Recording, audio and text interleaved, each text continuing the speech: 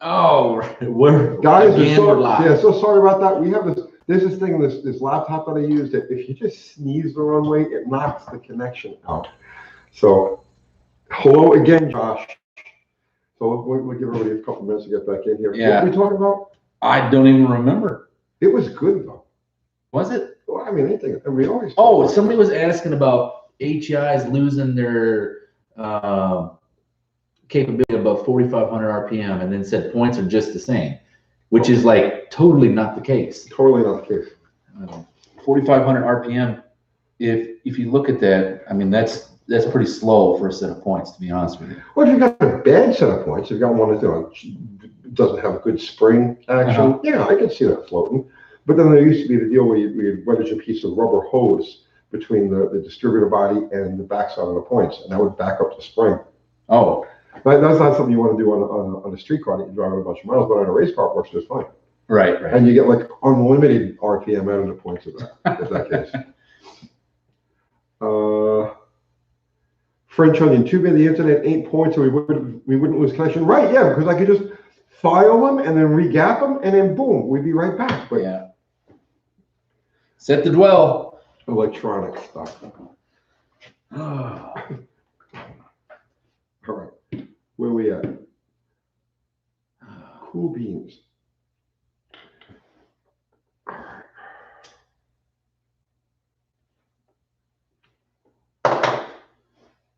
Oh, nothing's coming over here. God, did this freeze again? This couldn't have frozen. Oh, there we go. That's good.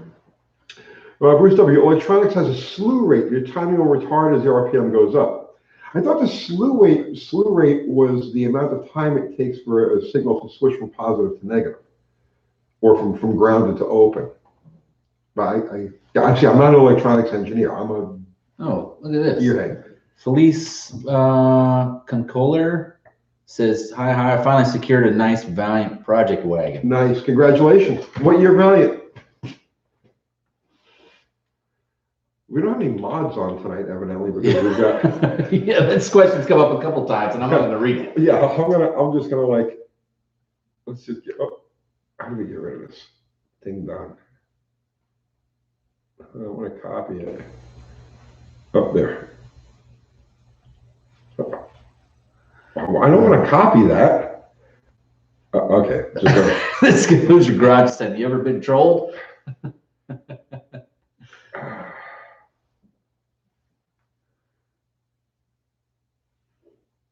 I don't have a. Well, isn't Ari right there? He was. Where's Ari? There we go. Thank you. I couldn't do it. I was just trying to do that. Yeah. Thank you, Ari. I have a Bonneville, but those Safari wagons are pretty cool. Wagons are pretty cool, period. I don't care which kind of wagon you got, really. You know, did you ever see the latest wagon that they made from General Motors, the Buick Regal Tour X? No. It's like a very new, recent wagon. It only held on for 2 years, and they ended up kicking it to the curb. But it was based off that Opel platform from Europe, right? But it was all-wheel drive, 4-cylinder turbo. And I want to say it was 6 or 8-speed automatic, but I like wagons just because of the practicality of them. You know, you can load them up like a truck and then head out and get good mileage. Here's one. Eddie Pym, should I replace the factory wiring on my 71 Caddy? I'm building a weekend warrior with air suspension and subwoofers. Not sure if the stock wiring can handle that. I would wire around the stock wiring to power those things. This foobar, plug in the AHR, but we'll get to that in 1 second. On that Caddy, right? The stock wiring is fine, right? But don't run those systems through the stock wiring. Give yourself a separate dedicated circuit and run it that way. Especially when them subwoofers hit, it'll pull so much juice that the ignition will actually cut out. Right. Then you don't have, yeah. I wouldn't worry about the stock wiring. Anyway, can you imagine rewiring like a 71 Caddy? Can you imagine what kind of nightmare that would be? No, I would probably just buy a harness that was pre-made. Really? It would be easier to just buy, even a pre-made harness. Could you imagine? Oh my God. Have you ever done dash work on like a 60s, 70s Caddy? No, but I do know that the wiring bundles in them, because I've cut the wiring bundles and they'll be like, big around, like 2 inches around.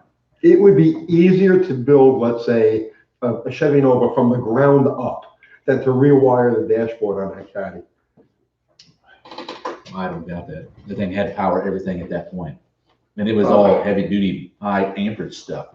So it ran, what, 10 gauge wiring to the power motors for the windows and. Okay. Let's see. Rear end recommendations for 600 horsepower vehicle weighs about 2,200 pounds. 600 horsepower, 2,200 pounds is not that brutal on a car. Are you using a trans brake?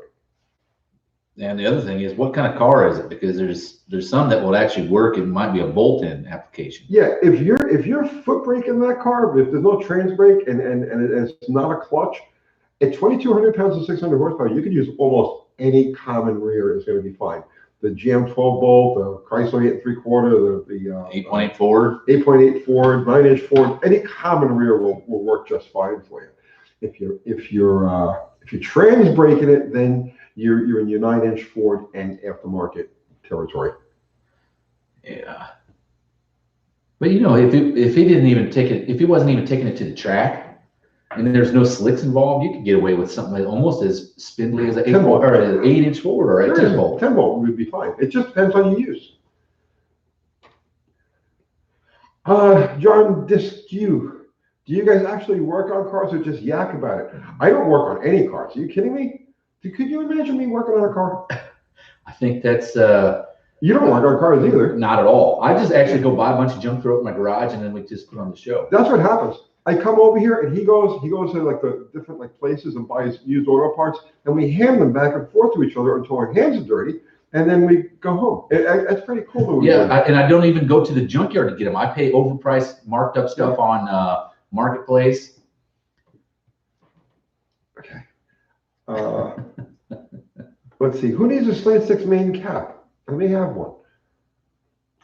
Bruce W., how is the move to the new shop? Is it complete? It's 90% complete. I'm still like setting up the shop area. You know, I mean, it's really just figuring out how things are going to be laid out so that, you know, this doesn't get in the way of that. It's, you know, it's but yeah, we're just about finished. Well, I saw your scaling video on Plan Z. Looks good, right? Yeah. Well, no, the scaling where you guys scaled it out, how much it weighed. Yeah. I was a little surprised, to be honest with you, that it was actually 2,100. Right, I figured it would actually be less than that. I thought so too. I was thinking 2,050, 2,060 pounds, but that swap to the automatic really threw me off. Really? Yeah. Is it that thing that much heavier than the manual? Yeah. Really? Yeah. Well, you have to wait it. Well, okay, the flywheel balances out the converter, but yeah, just because I had a 3-speed in there, and the 3-speed had the small 3-speed because of the light car. Right. But yeah, it added about 40, 50 pounds total. I would have never thought that. Let's see. Okay. Jacob Ketchmark, bring Plan Z to Power Cruise, Brainerd, Minnesota. No. No, I'm not going to Brainerd, Minnesota. But Jacob, you could go down to Jeffers Motorsports Park in Sykeston, Missouri. That's right. And see Plan Z in person. And what is the date? September the 5th. September the 5th, Sykeston, Missouri. Slanted Nationals. Unbelievable. Sponsored by the illustrious AHRA, the American Hot Rod Association. And no signs I'm a chief, damn it. So AHRA.com, AHRAonline.com. Correct. Yep. Right. Or buy some merch at our AHRA eBay store, which is AHRA official. That's amazing that you have an eBay store. Well, I'm telling you, most people say, why don't you open your own store? And I'd really like to, but man, the eBay works so well with being on the road and then coming back. Oh, yeah. Oh. Okay, what do we got here? The Woodward Cruise has racing on the streets of Pontiac. That's what Greg said. Can't we all just get along? We can, I think. French Project says the Plan Z scoop looks much better than your body work. Well, gee, thank you. Oh, Ari, you need a main cap? I probably have a main cap around here someplace. Well, not here, but at my place. Well, and hey, if you're going to replace that main cap, you can't just bolt the sucker on and go. That's something that requires you to generally have a line bore, right? Yes. So Just a heads up on that. You expect some machine work at a minimum. Olive says she expects Cleater would be down at the AHR. Who's Cleater? Probably Cletus. Oh, Cletus. Oh, okay. Yeah, I don't know. I haven't heard from him. I don't even really follow him. He bought that track down in Florida, which someone on here advised me is called the Freedom Factory. Yeah. Right? And they're doing some kind of race now where it's like a whole bunch of P-71 police cars, where you could essentially buy your own police car for the day and go down there and race with them, which would be really cool. That's exactly how I would bring back NASCAR if I was doing it. The Kick and Doll says he got your shirt and everything was good. Oh, sweet. Yeah, there's been a lot of people buying merchandise, so I appreciate the hell out of that. All that actually goes right back into the AHRA. Ari, which number cap do you need? Which number cap? And what year is the block? Let's see. Tell your congressman to support the RPM Act. Well, I've already done that actually, but Jason Sum is asking, did you ever look into what company makes the best replacement ignition points? And I think you said Eklund, right? Yeah, I went to Napa, which we have a Napa here in town, but I never use it. I have friends that work over at Advance, so I get really good deals there, but yeah, not good. Right? What you do? What you do now? I don't know. I'm like, okay. Yeah, Eklund points are the hot ticket. Why can't I go down? Is that the bottom? There, That must be the yeah. bottom. Oh. Ajax 752. Talk to John. You got a 170 heading your way soon. Excellent, because I'm going to put that. That's the one that's going to go in the Miata. Okay, so Ari's saying rear oil caps or oil seal cap. Oh, you need the aluminum. Oh, the aluminum oil retainer. Oh, geez. I think I have one. See, all right. I'm going to have to look tomorrow. Oh, Bruce W is asking, did you drive Plan Z to the new shop? No, bitching though. No, that car's not drivable on the street. It's got no lights, no tail lights, no brake lights on it.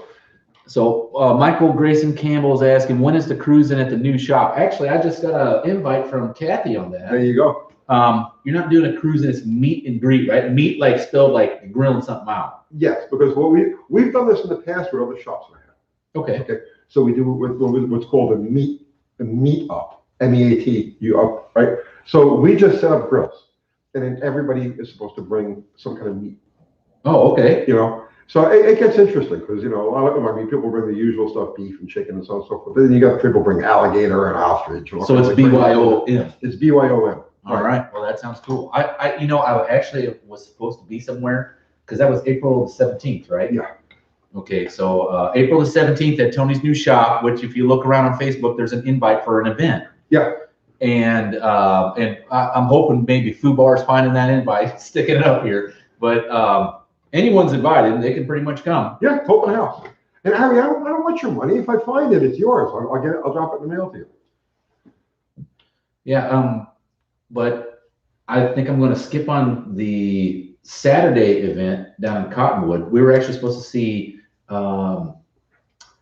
That's where Captain Jack McClure was supposed to run 200 miles an hour on his Oh, no shit. 95 years old. Yeah. And it's the same weekend, right? So we're going to go to your thing. Okay. And then pack up and haul ass to Cottonwood and try to make it for Sunday. Oh, that should be easy. Yeah. I'm hoping so. But it's still pretty far. Let's see. French Onion says he'll bring some possum. Just make sure it's not roadkill possum. Michael Grayson Campbell says he lives right down the street, so super excited. Excellent. Greg McDonald, why does Google Maps show the street next to your shop with 3 different names? It shows us Franklin Road or Murfreesboro Road or TN96. Because it's all all 3 of those things. Yeah, it's Old Franklin Road or Murfreesboro Road if you're in town in Murfreesboro. Right. And then Tennessee 96 is the highway number through the state. Yeah, it's all 3 of those things all at once. Yeah. Eric says we should do a build-off between a 300 Buick against a 318 and see who wins. Oh, wow. Hey. That would actually be. Oh, that's Eric Albino. He was the guy that got me that switch pitch.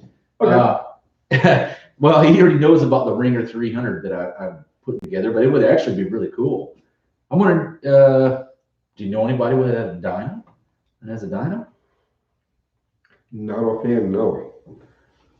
Yeah. Well, I know that Tommy's up in Springfield does, but I don't know what it would cost to do to do 2 motors back to back. But I'm sure we could probably do something. Big Bear says that roadkill meat is tenderized meat, and this is what I'm saying. New City Carpet. Have either of you guys had any experience with the AGE aftermarket Muncie 4-speed? That would be you. No, I haven't. I haven't. The closest I've been to anything like that is like. Don't you have a Muncie sitting? No, that's not a Muncie. That's a. Saga? No, that's a Super T10 Power Brute. Okay. Anthony Smithy is late again. All right, but did you bring a letter? From your doctor? Yeah. Jacob Ketchmark, best memory in 70s drag racing? I was young, so I don't know. Like, for you, what was the biggest thing? Crazy Eddie's Fuel Funny Car Freakout, 1977. At Englishtown. Yeah, I remember it was like, I remember it like it was this morning. Nothing particular happened. I just remember the event. I'll tell you, the coolest thing I have is a video. It is the 1970 stock and super stock nationals at York, Pennsylvania. Yeah. It's made by a guy named Jim Amos, and he's on the web. You can go to it's B on video, like BEE on video. I've seen a lot of his videos. Have you? And that super stock video is badass because it was the first year of NHRA recognized pro stock, right? But AHRA had pro stock for 2 years prior to that. And that's when the cars were real cars. You had Mavericks with 427 cameras in them, and there was a video, or there's an actual part in there where Gene Turnage turns that 427 sock motor up like 11 grand, sidesteps. I've seen that. And that sucker was 4 feet in the air. I've seen Easy. Like Ari is saying, I got the Pistons flipped on the block, the crank is forged. I'm probably going to try some of your porting tricks. I have a 2-barrel intake aluminum coupe and plan on getting some Dutra duals. You don't bother, don't waste your money on the Dutra duals. You're going to actually hurt performance with that. Big single diameter exhaust. 2.5, 2 3/4 all the way back. Don't split it. Do not split the exhaust. Oh, you want to scavenge better? Yeah, it's got to scavenge. How about Uncle Burnout Road Kill Me? Oh, so what's your plan with the meet and greet? Do you have any particular plan or schedule? Just walk around and check out the shop and. Yeah, it's just going to be an open house and people will come and hang out and whatever happens, happens. Well, I'll take some AHRA merch out there. You will take some, yeah, absolutely. Yeah, and then you know what? Well, I'll bring something. I'll bring some meat. What kind of meat do you want? Who, me? Yeah. What are you cool to grill out there? No, I'll bring my own stuff. Don't worry about it. Oh, I'm going to bring a fucking tenderloin. A tenderloin? You know, yeah. I would be the dick and bring a brisket. Hey, 9 hours on there, Tony. Let's see. Frank Garza, 454 engine in a truck. Is it the same in a Camaro out the factory? As far as I know, I mean, I guess it depends on the model of the year too. Right? Year, yeah. I mean, you're not going to get an LS6 in a truck, but the standard run-of-the-mill 454, you know, like let's say out of a Chevelle Laguna or something like that, and like out of a pickup truck, it's probably going to be the same exact motor. Wayne Ferguson purchased a set of 318 Keith Black Pistons for that new build yet? Tony, no. I've been 100% of my cash has gone into getting this new shop up and running. So I have to recoup. Next week I should have some more loot coming through, and we'll be able to buy more parts. Well, Bruce Toby is asking, what RPM do you think that 225 will handle compared to the 170? The 170 is a beautiful little engine, and I don't think there's going to be any comparison. The 170 will sing. I'm going to do an in-depth thing on the 170 soon. Like within the next couple of few days, I'm going to do a whole deep dive into the 170. I've never actually seen one. Well, except for your little dart that you drive around. Yeah. That's the only one I've ever seen. I'd really like to see. I mean, that's a small cube motor, But you know what was neat about drag racing in the 60s and 70s? They had classes for cars exactly like that. Everything. I'd love to see how they actually do. No, Harry, the 170 has got a 1 inch shorter stroke. And the rods are not quite, I'm trying to think of a rod ratio on those. It doesn't mean it's a 1 inch shorter stroke. It's a 1 inch shorter deck, 1 inch shorter stroke. Oh, wow. The deck is 1 inch shorter. Yeah. I figured they just add the crank and shorten the rod. That was not the case, huh? They lengthened the deck 1 inch and then they shortened the stroke by 1 inch. They use the same rods? No, different rod. Longer rod. Shorter rod. Really? Yeah. On the 225? Oh no, 225 is longer rod, yeah. Okay. Huh. And it's more in proportion with the head. The head was designed for the 170. It was designed for the 170 size. The 225 is the head is sized nicely. It's okay for a 170, but when you get to the 225, it's definitely undersized. And see, I've always said that, right? The guys always said, "Oh, bigger cube's always better." Well, okay, you can say that, but in reality, when the cylinder head's designed around a particular package, if you stick to that basic cubic inch, if you increase the bore or shorten the stroke or whatever, but you stick around to the same basic cubic inch, and you work that head a little bit, I mean, that package will be optimized for what it really is. Well, it's all about volumetric efficiency. How much of that combustion chamber are you using, and how far down is the pressure pulse actually working the piston? Instead of it. So it's not just about engine size.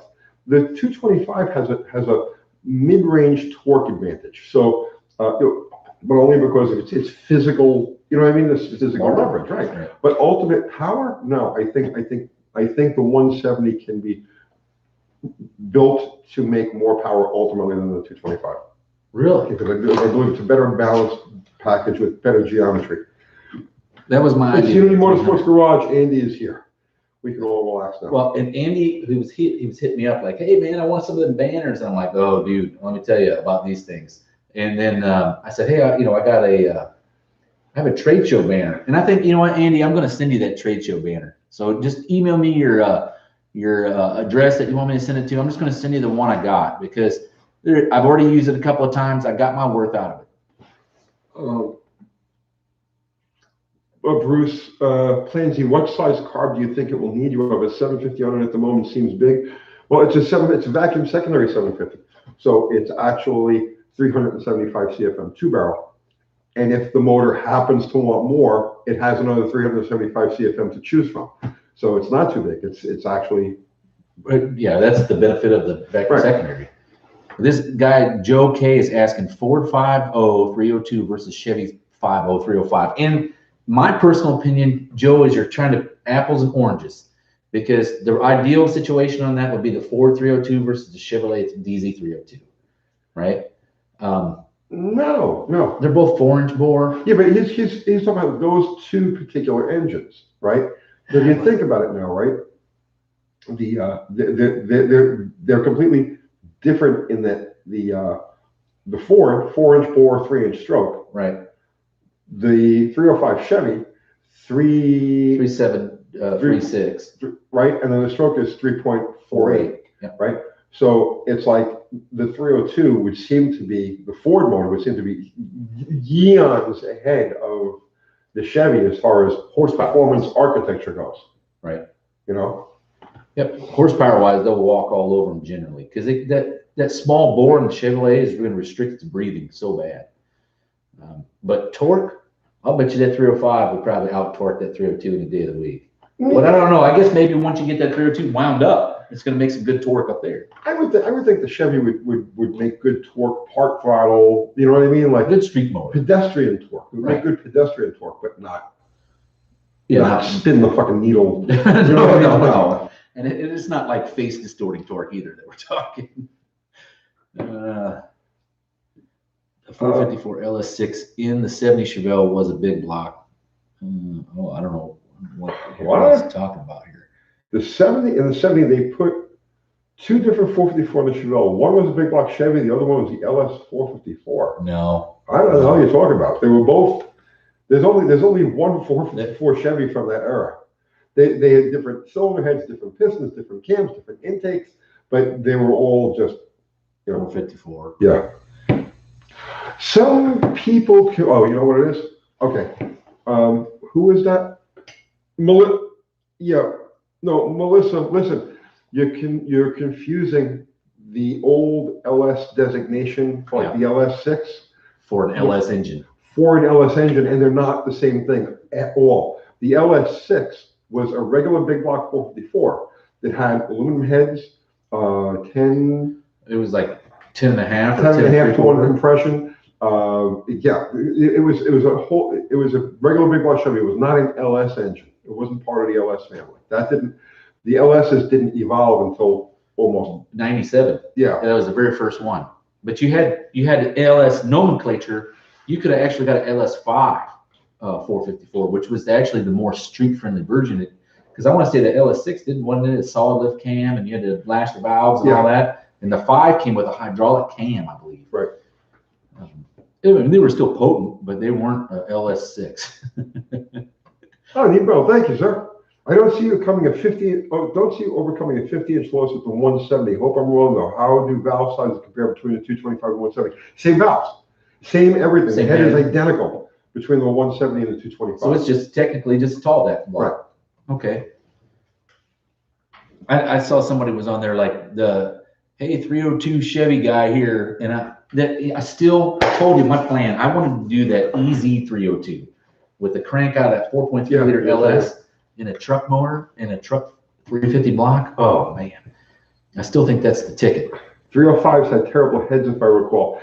That's one of the few heads I've ever seen that has undercut bowls. I've never seen. If you take the valves out of one of the 305 Chevy heads, usually the bowl is smaller than the diameter of the valve. On those heads, the bowl is bigger than the diameter of the valve. Really? It's the craziest thing I've ever seen. Well, they did make a good head for those 305s. They had an HO head that came out like in 83. And oh man, those are the ones that you want if you're doing a 305 Chevrolet. But I think the LS 305. Eklund Point says the LS6 had iron heads, 291 castings. Okay. So which one was the aluminum head version? Oh, that might have been the 427 block, right? No, it was an aluminum 454. Aluminum head 454. Somebody will know. LS6 is a 4-bolt block. Where were you? With the same cam as 178, 172 camshaft, or probably L78, L78. All had rectangular heads with factory Holley carbs. Okay, which was there? So you're saying there were no aluminum head 454s? He's saying here the big block 427s had aluminum heads. I know that. But no aluminum head 454s? What's going on there? Yeah, somebody was wanting to do a build on the 215 Buick. I don't think I'm going to do a build on that. Danny Boyd says all of the Chevy big blocks could be had with aluminum heads. Yeah, but what was the designation for a 454 with aluminum heads?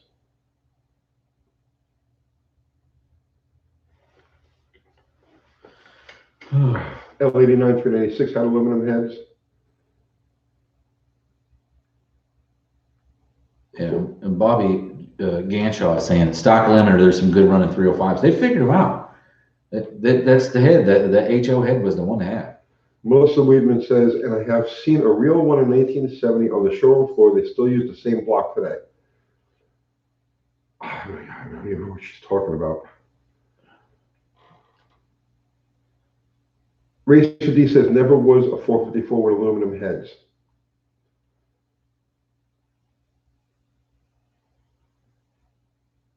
Huh. There were no 454s with aluminum heads? I don't remember them having aluminum heads, but I do remember that LS6 was like damn near a factory race motor, right? I mean, it came with a lot of camshaft. It came with a lot of compression. I don't remember them being aluminum. I do remember the 427 like ZL1s. There was an LS7 454 crate motor only that came with aluminum heads. LS7 is what I was thinking. Okay. But that was never installed. That was never an option in a car. Okay. Live and learn. See, and the thing is, I'm not a Chevrolet guy at all. I don't claim to be. That's like the one that I have an appreciation for them. When I was a young kid, I used to say my mom could build a Chevrolet small block that would run 9s in a sandbox. Frank Gardner says, man, I got people talking about 54. Sorry. Why are you sorry? No, it's good. That's what this whole thing is all about. Yeah, that's what we're here for, to talk about stuff like that. Is a lightweight lithium battery an option for Plan Z? Yeah, it is. It is. How much do you lose with one of those? Are they like 20, 30 pounds difference? Yeah, I don't know. I have to shop for a battery. Dude, I know those lithium batteries are not like your run-of-the-mill $89 specials. I weighed the car with the battery that's in the GT right now, which is a big, heavy. It's like 30 pounds. So it's big to begin with, but so Alpha 1 101, the aluminum head 454 LS7 was a crate motor only. Okay, thank you. Hey, there's a guy here named Eklund Points. Yeah, I see that. Hey, were we plugging your points good enough for you? Dakota's timeout. Battery's about to die, but I'll be watching on my TV. Oh, all right. Now he must be talking on his phone or something. 305 engine is a boat anchor. No, it's not a boat anchor. I mean, it was practical for what it was. For what it was. And I mean, somebody said before, stocker on any other cars, yeah, but stocker guys are like, they're on it, right? So they'll make anything run. I still like my favorite Chevrolet small block. If you're going to talk run-of-the-mill motor, it's still 307 Chevrolet. You like that? I do like the 307 because nobody ever wanted one. You can get them cheap. That's true. I just want to see what one would run with Vortec heads on it, because the Vortec heads would fit on there. Sam is lawnmower battery with super capacitors. No, I don't want anything. I don't want anything exotic. I don't want anything. I want a battery, regular battery, but the smallest, lightest regular battery that I can find. Yeah, Steve Biko was saying that it was a dog because of gas crisis smog. And almost all of them were at that time. God, there was big blocks that was like, less than 200 horse. Like, how do you have a big block less than 200 horse? Is that possible? Poly buzzes. Mopar Poly has a cheap 220 needs to build one already. I would love to build a Poly, but I have nothing to put one in. That's the problem. I got nothing to put one in. The Kickendall says, neighbor built his 305 with Vortec heads, revved like a champ. I bet it would. Yeah, the heads were the big ticket on those. I mean, you could get that HO motor had 9.5 to 1 compression from the factory. There was something on here that I thought was really. Oh shit! What did I do? I did this earlier. There you go. Dang. There we go. All right. Wait, this is freaking me out over here. And on 1970, Melissa Weedman. And on 1970, they used cast iron and aluminum blocks, and a LS5 replaced the 3D3 stroker. The LS6 took the place of the 454. The LS7 took the place of the 427 as a big block. Shit. I'm going to have a stroke. Well, one, I'm going to let you know the 383 was never offered by Chevrolet in any vehicle period, ever. That's an amalgamation. That was a 400 crank in a 350 block. And that didn't even really come about until, when was the first time I ever saw that? The first one I ever saw was a 377. That was the 400 block with a 350 crank, right? But I want to say it probably wasn't until the 80s when you could buy a crank, and I think the first one I ever seen was from PAW, where it was meant to put right in a 350 Chevy. Somebody was asking about a 307 Olds. Wait, this is getting good. Melissa Weedman. The LS has big block power, but weighs 300 pounds lighter than the small block Chevy. No. That is made. Is that a troll? That's got to be. That's got to be a troll. Yeah, let's go ahead and just delete her. Oh, geez. It came as a crate engine because it was never an offered Chevrolet engine, not until later.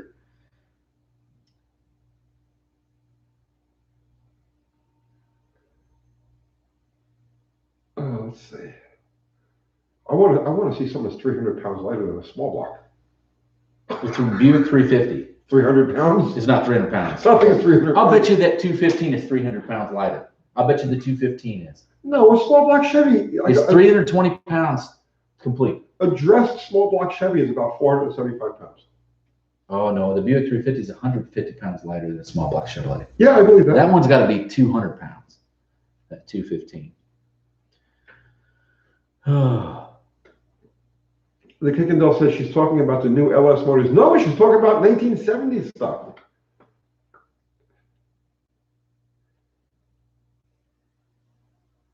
Patrick Stover wants to know, how come the AHRE trucker hat isn't for sale on your website? That would look real nice on my dome. Well, I tell you what, Is that what Patrick. you're wearing? Well, this is the one. Send it to Yeah, him. my first. All I got's this one. Send it to him. Okay. I actually have more hats. I'm getting ready to put up on eBay right now. The problem is I'm trying to figure out how to ship them. Okay. And without it being a bajillion dollars. Well, That's the the hat you problem. can squish up and stick in an envelope. I could probably smash it and send it in an envelope, but it's going to be wrecked when he gets it. I have some other ones that have the logo embroidered on the hat. Same hat, just has the logo embroidered on.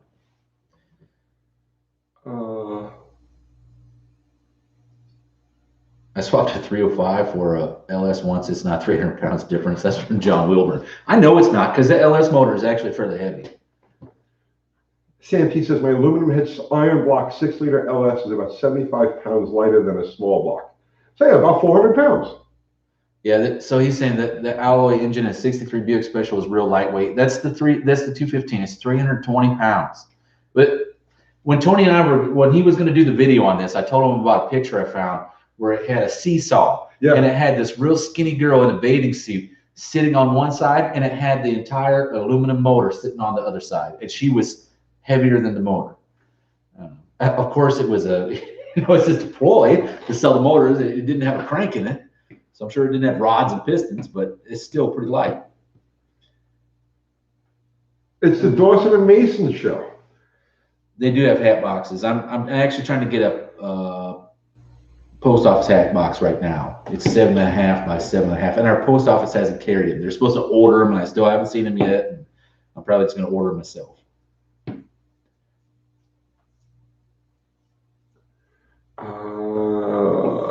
Let's see. Harry says, package handlers suck. I was one for almost 5 years. God knows how much I destroyed.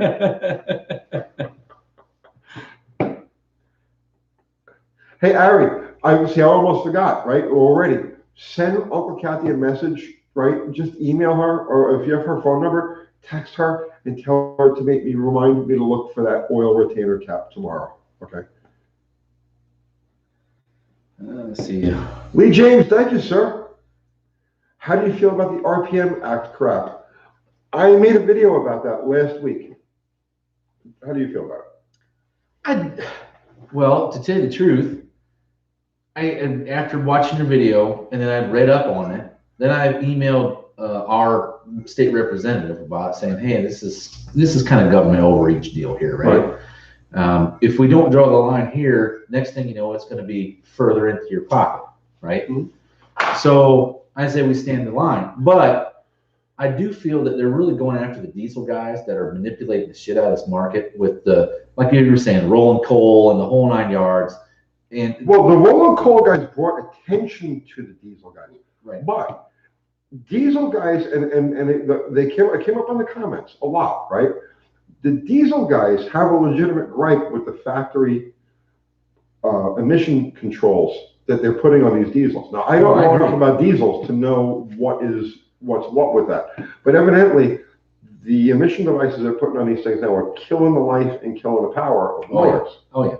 So it's like almost a survival thing, and the aftermarket is trying to support that. And that's something I wasn't aware of when I made that video. Right. Okay. And I can see that, because see, the reality of the emissions devices on a diesel are horrid, because they try to treat it like a gas engine, and it's everything but a gas engine, right?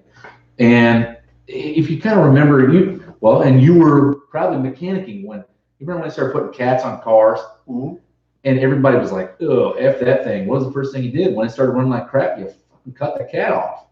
right? Well, because they were running like crap, and it was usually the cat that melted. But it was infancy of emissions on a gasoline engine is what it was. You had EGR, you had lean burn, you had catalytic converters, and all that stuff combined made a crappy engine. You had crappy cars. And that's the same thing that diesels are going through Well, right now. we're talking about laws and stuff like that, right? I know, this is a car channel. We do car things, but all you 2A guys out there, you heard what happened yesterday, right? Huh. Tennessee is now a constitutional carry state. Oh, really? Yep. So you can just carry it one hour. Carry it any way you want. Oh, sweet. That's cool. But so here's something that's interesting. David Freiberger on his Instagram the other day posted a letter he wrote to Dianne Feinstein saying he was trying to run these classes for racing and that they have got California clamped down so hard they can't race. Okay. She replied in a letter saying, hey, if your vehicle was ever driven on the street, it's not eligible to be a race car. And it's like, hold on, that's exactly what everybody's saying the RPM Act is not about, right? Well, now I went back to his page trying to find it. Somebody was asking me about it the other day, and I cannot find that letter. That's the first I've heard of anything like that. I don't know if that's real. Yeah. I don't know if that's real.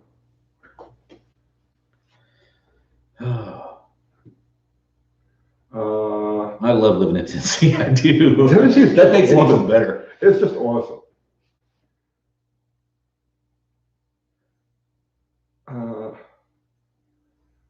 Dakota says, we need that in Georgia. That's garbage. You have to pay to carry a gun. Well, I mean, it was up until here, too.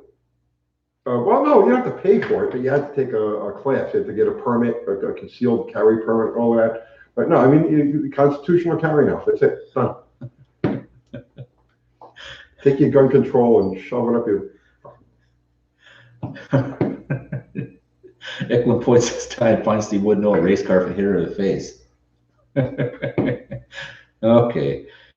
Johnny K, Tony, I know you're a Mopar guy, but what do you think of the pre-acquisition AMCs? I've always loved the third-gen Rambler. I love those cars. I love them. Especially the Scrambler, the 69, Scrambler. the SC Scrambler, and the AMC machine, the Rebel, the machine, the Rebel machine. Rebel machine.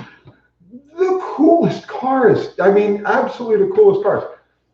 But they're hard to get parts for. I see them, I get all excited. You know what I mean? Like, they're few and far between. Yeah, I love those cars. I tell you what, the one that I, as a kid, absolutely loved. My grandpa had an AMC Eagle Wagon. Those are weird, but they were okay. Oh my God, what a freaking awesome concept! A four-wheel drive. Yeah. It's a Cherokee platform. I know. With a car body on it, right? I know. And it was such an awesome car. I mean, you take it out in the snow, you can do whatever you wanted with it. I wish Chrysler would have continued making those.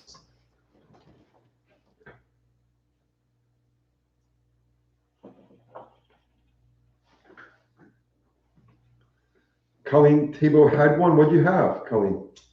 I'm hoping she had the Eagle Wagon. I'm hoping she had a Scrambler. Oh, that would be cool too, or a Rebel machine.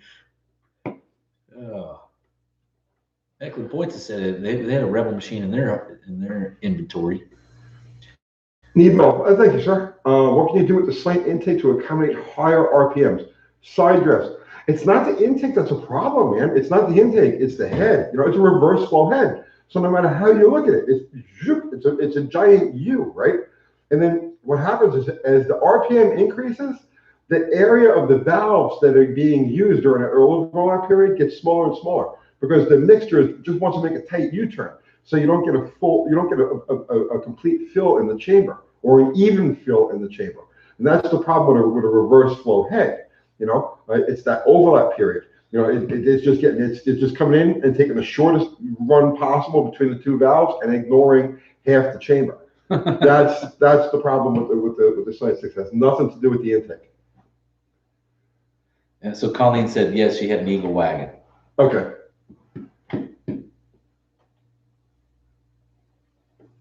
Let's see.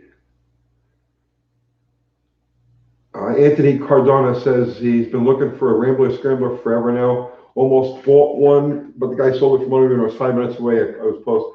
Man, those cars they're cool. They're rare. The thing I like about the Scramblers You know, I mean, the T-handle shifter, the tag hose clamp to the steering column. Right, it came factory race car.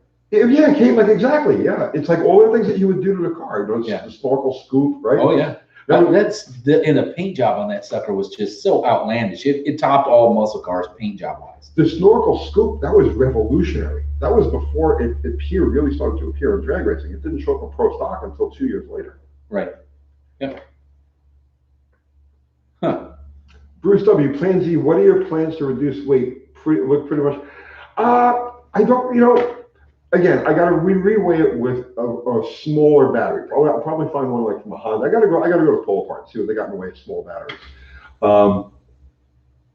Not much. There really isn't much I could pull off of the car, much that I'm willing to pull off of the car. I'm gonna probably call it happy at 2,100 pounds, and then just try to make as much power as. You know, I have a cheap workaround for you if you want to do something. What's that? Is there any way to make it from 5-on-4 lug to 5-on-4.5? Cheap, easy way. Probably not. No. Well, I mean, Would it like a later I guess I could re-drill. Well, because the Lincoln Town Car comes with an all-aluminum 5-on-4.5 wheel with holes drilled in it already. Ugly as sin. Oh yeah, but ugly as sin. How you gonna put it on a car? It's all aluminum wheel. No way. I had a 15x4. I don't care. I don't care if it came with a stack of $100 bills attached to it. It's ugly. It ain't going on my fucking car. This Polybun saying drill the steel wheels. And do what? I don't know how you can balance. Yeah, there's no lighter steel wheel than the one that's already on the car. I'm going to hold off until I find a set of small bolt pattern 4.5-inch wide slots. When I find those, I'll put them on the car.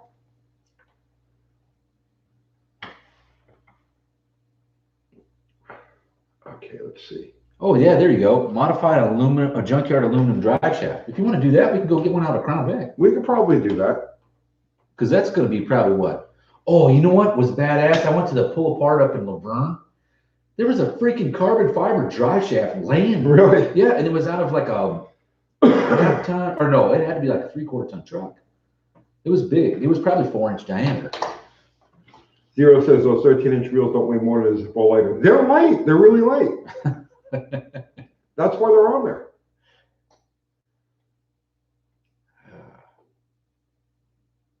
Ajax 750 says, if I had to choose between a K car or a Miata, it would without a doubt be walking. Oh, and you're going to slant the Miata? Yeah, absolutely. What's wrong with the 215? It's not a Chrysler. Yeah, but the Miata's not a Chrysler either. But it was a Miata.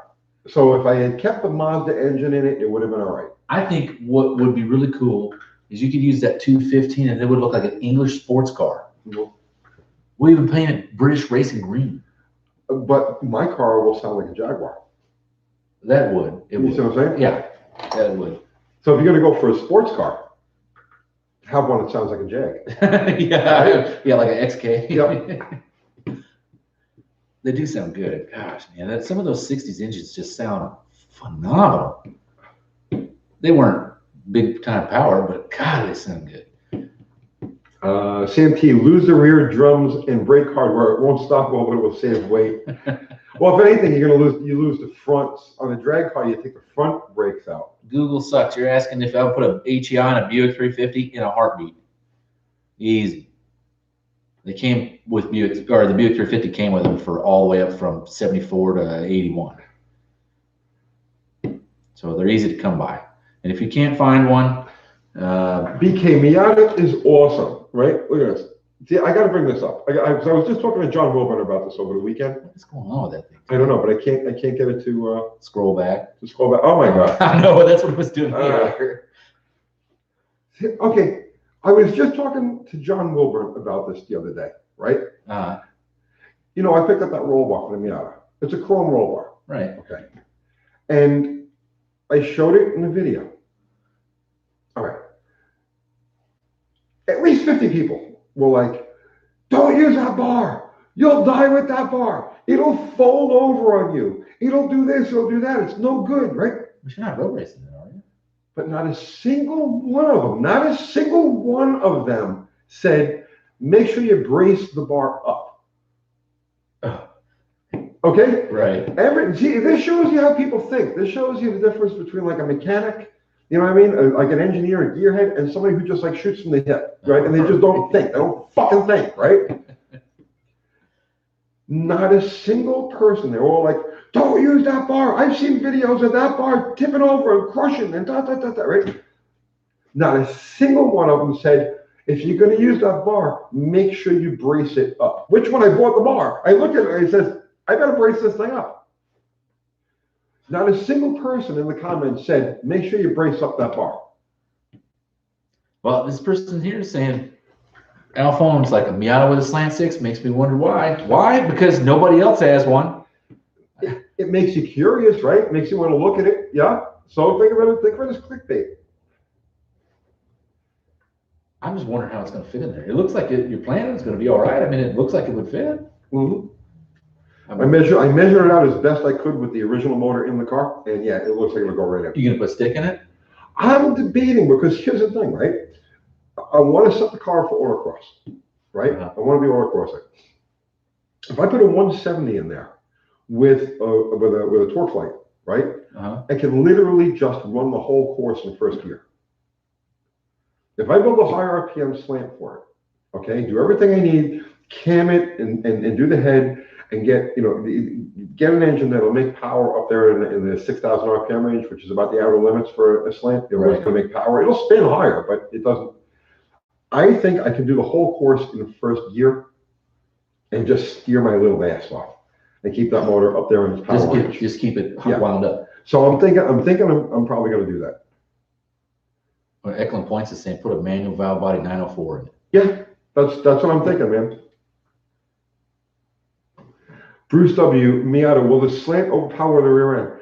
I don't know, Bruce. I don't know. I mean, people say no. They would say turbocharged 4 cylinders in them. People put LS6s or LSs. People put LSs in them. They put small block Fords in them, and they seem to do okay. So we're going to find out. Well, and there's a lot of things that people kind of they forget about. When you got a car that light, you don't need a lot of rear end.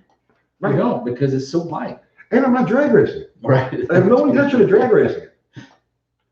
Dakota, he's seen a Miata the other day with a small block Ford, no hood, no fenders, and a 32 4-inch grill. Coolest Miata I've ever seen. That does sound cool.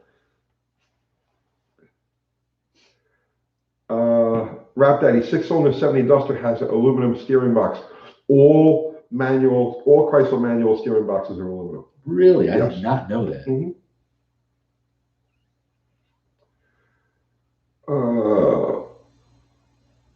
McLean Racing replaced hood with tonneau cover material.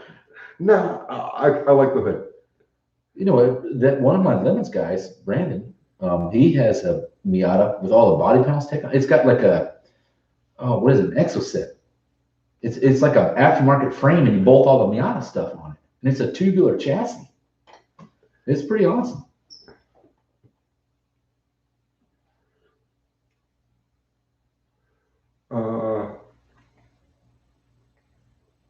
Let's see.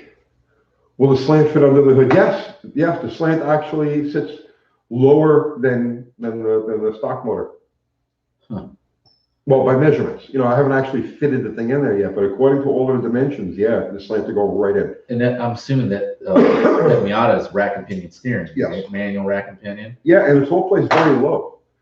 And but does your pan on the slant support where the pickup and it all looks that like it looks like it's all going to just go right in there. Huh. Yeah, everything on the Miata has a very low cross member. It has the steering rack is mounted very low. The motor is relatively high in relation to those things. And it looks to me, like I said, they still have the original motor in there, but it looks to me like the slant is just going to fit right into that space. Do you have any slant mounts, like some frame mounts that you can swap? You're going to make them? Yeah, I have to make mounts. But the only issue, it's not even really an issue, is the radiator on the Miata faces the bottom. So the top of the radiator is the top of the motor, and the bottom of it faces in towards the motor, and that won't work. So I have to tilt the radiator the other way to the front of the car, and there's nothing there. So it's just a matter of moving it back and maybe fabricating a quick mount for it. Right. Yeah, and you're only looking at what, a couple inches maybe at the most. Is that would allow it to clear the crank then? Yeah. Is that the big problem? Slant elephant ears. You'd have to hang it off that water pump, and the water pump hangs off of the block in such a way that I wouldn't want to put much load on it. Oh, how cool would it be to put a factory correct 426 Hemi in a 69 original looking Dart or Barracuda? Oh, well, it would be okay. I mean, it would look no different than a AHSS car. SSA, yeah, super dark, AH or HA, whatever. Well, they used to be A's, and then it went to A Hemi because nobody else could compete. Need Metal says he's seen LS swap me out as too much work. I'm looking forward to it because, it's just something different. You know what I mean? It's different. It's a little toy. And it's like the fact that it'd be a Slant 6 powered Miata. I wonder what kind of body kit you could get for that thing and make it look like something different. Just like a Chrysler concept car that never was, right? I like the car the way it is. Yeah. Yeah, I was walking around in the shop this morning just looking at it. I'm like, that is just so cool and tight and little. And I love it. I love the car. And you had a Sawzall in your hand, just like, I can't wait till this happens. Somebody said it in one of the lives the other night that the Miata is like a four-wheel motorcycle. It probably is. I mean, it's a pretty lightweight, small car. You remember the Porsche, was it 914s? Yeah. That was the epitome of the four-wheel motorcycle deal too. Danny Boyd says, Dallas, do you remember the guy, Roy, someone who mowed down a starting tree and was banned from the AHRA? No, I don't. No? No. The only Roy I know would be like Roy Hill, right? But I'm sure it's happened many a times. In my local hometown track, we used to have a guy named Crazy Charlie Smith. He had a 64 Valiant with a big block Chevy in it. And he launched that sucker right off the brake over the tree. And then he was no longer welcome back any longer. So. Need Mel says, we're going to make a steampunk 280Z. Oh, today I got, is that 16 ounce? I don't know, whatever the Lemons guys left here last week. I don't even know how big this can is. 16 ounce? Oh, let's see. You'd like to see a manual trans in the Miata? Hey, Delta Tech. The jury's on it. Like I said, I want to all across the car, and I'm thinking if I put a 904 in it, I just leave it in first gear and let that thing scream around. And I think it's a smart play because if you put a stick in there, guess what's the first thing you're gonna do? Launch all the axles out. That's true. That's true. The Jupiter Mustang, Mike, be honest. Every hot rodder hates those pieces of shit. I hope you blow it into pieces on April Fool's Day. That's not nice, man.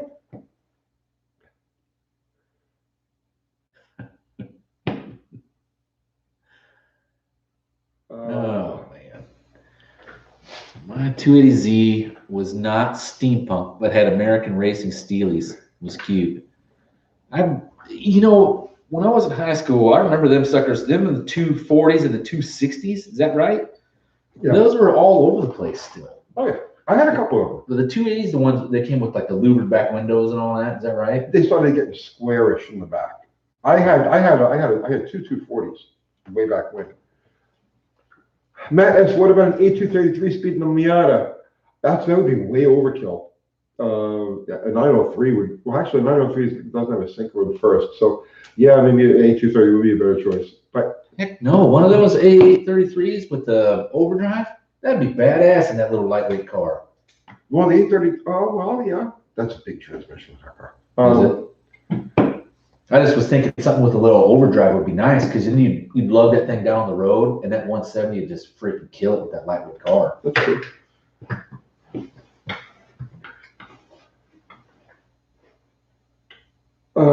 J. Russell Fitch, can we have some of your cheating tips? You think?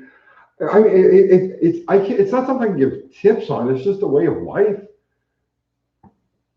Give me a form of competition, and the very first thing I figure out is how to cheat at it. Well, you remember, what was it? It's just like fighting. I fight dirty. I fight like a girl. I go right for the eyes and the balls. Nothing's off. I bite. I scratch. You remember 4 months ago when you were coming up with the idea of like, what if we had a spec race class? Yeah. And you remember what I called you and told you I wanted a spec race? I don't remember now. What was it? You were like, what? But I found out for 8 years or 13 years or whatever it was, Chrysler left the minivan the same, the Dodge Caravan. Oh, right. From like 2008 to 2021, nothing changed. And I thought that would be the most badass spec class car there would be. It would, but nobody really seemed to be excited by that general idea. No, I don't know why. But I don't either. Like, if you think of it like this, what's the fun of racing? Is the fun of racing having the all-out, most expensive race car at the track? Or is the most fun in racing beating somebody else that has an exactly prepped car as yours? Exactly. That to me is the fun. Exactly. Right. So if you put all the bullshit aside and you have a car that's like, you could go buy them for a dime a dozen, right? You use the stock tires and you go out there and you just have a heads-up class. It's all spec. Slow race cars are awesome as long as they're paired against other slow race cars. Right. You know what I mean? And if you ask me, it's better because it lasts longer. You know what I'm saying? Oh, yeah. No, seriously, in drag racing, okay? The faster your car, the more focused you are on the car. And, you know, it's like you're not really experiencing the race. You're just steering, getting the thing on the other end. In a slow car, you know, like you're racing a pair of like 18-second cars. It's like you could really get involved in this. You know what I mean? You're watching the competition, you're watching the lights, you're watching this. And so, I mean, racing slow cars is more fun than racing fast cars. Here's what I pictured. And this is why what I thought the minivan was a badass idea. You haul the whole family to the track. You kick them all out. You take the rear seats out. Right. And you go up there and race the car. You don't really have a chance of blowing it up. You don't have a chance of tearing it up. It's not fast enough to hurt itself. Right. And then when you're all said and done, everybody's cheering you on. You win. Hey, great. If you don't win, no big deal. But you load the family back in, you put the back seat back in it, and you go home. You didn't have a trailer. You didn't have a freaking extraneous fuel bill.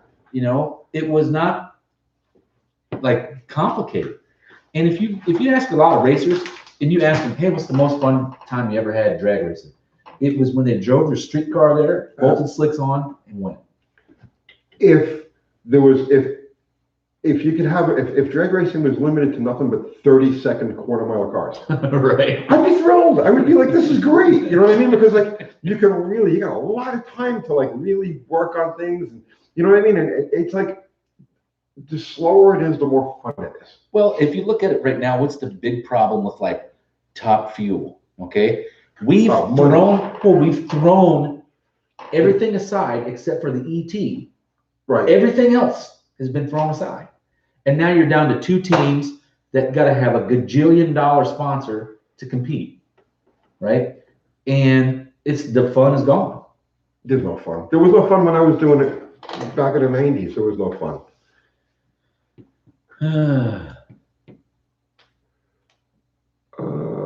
Let's see. Eklund points, most fun I had drag racing was when I let somebody beat my 5.0. He had a Sentra and got hit by a drunk driver before I got there.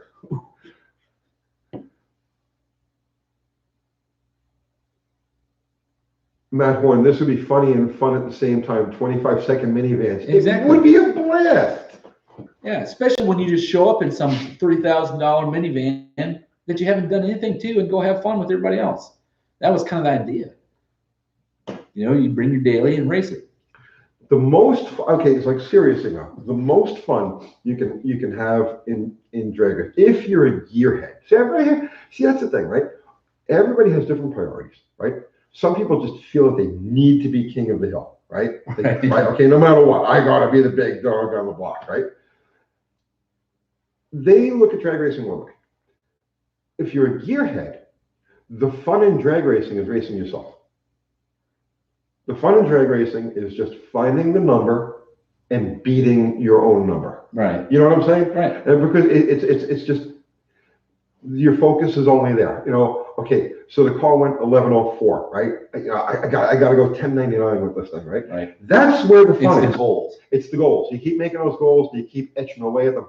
And whatever's in the other lane really doesn't matter. Right. You know what I'm saying? Yeah.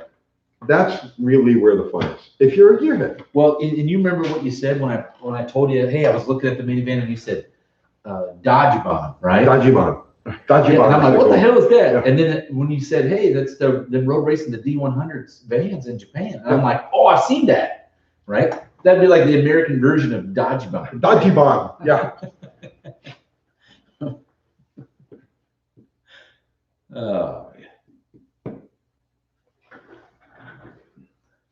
Previa Dragster 0 says, just look it up.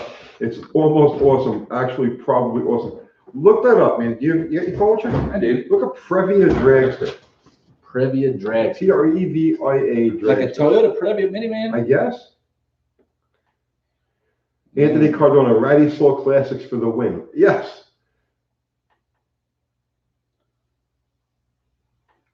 Danny Boyd, like Autobahn. No. In Japan, okay? This is in Japan. They have a motorcycle, listen to me, right? They have motorcycle racing. It's huge in Japan, okay? Road racing motorcycles. And all of the motorcycle racers all started buying these Dodge vans. So they were carrying their vans, or they were carrying their motorcycles, their race bikes to all of these tracks with the Dodge vans. Well, then they started racing the Dodge vans, and they call them Dodgebons. That's how they say it in Japan. Dodgebon. Oh Jesus, that's cool. oh man, guys, check out Previa Van, right?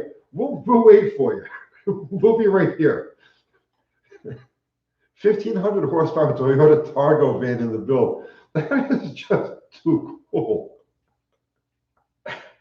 Oh, this back half and tube chassis with the lift gate. Oh my God, this thing's ridiculous. Oh, it's turbocharged. Oh no, it's got front exit exhaust. Oh, it's turbocharged. What motor is it? I don't know. It's twin turbo. It looks like maybe an LS. Yeah, that's fine. That's cool. Yeah, GM LSX iron block.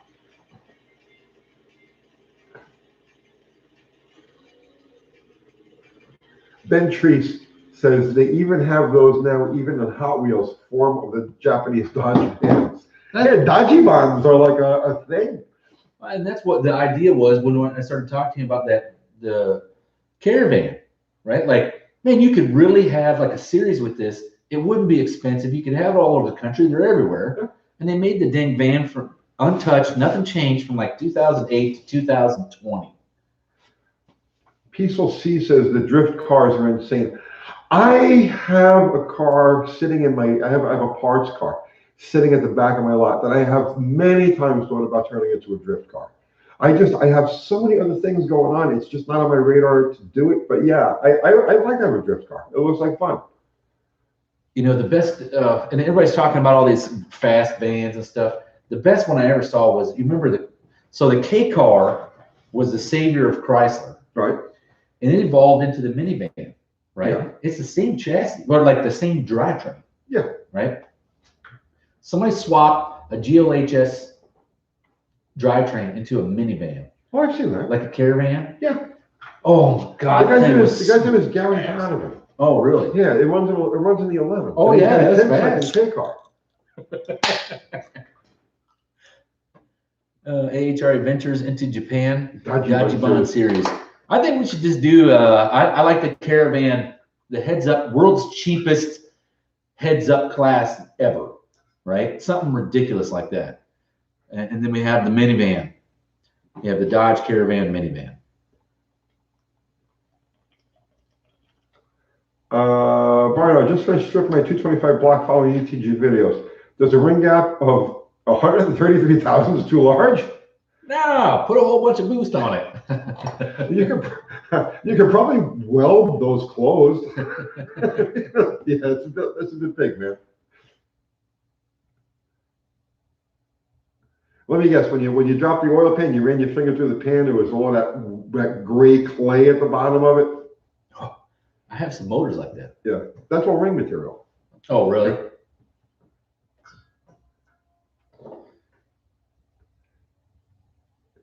Eklund points to Japan racing were all B vans with V8 engines. Right, yeah, I know. Who said that they were? Oh, but you're talking about something else entirely. Oh, yeah, we're talking about our own class. Good night, Need Metal.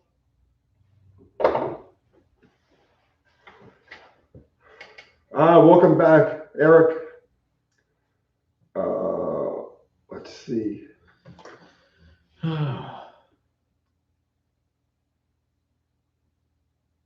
Matt Horn says the Slant 6 is way cool for the Miata. I'm looking forward to it. I'm looking forward to it. Let's see. Oh, you could get a 89 Plymouth Voyager SE Turbo with Chrysler's 2.5 from the factory. Yeah, I know. Well, did it come with a stick? Oh, it said 5-speed manual. That would be badass. I did not know you could find one of those. They didn't make a lot of them, but they were out there.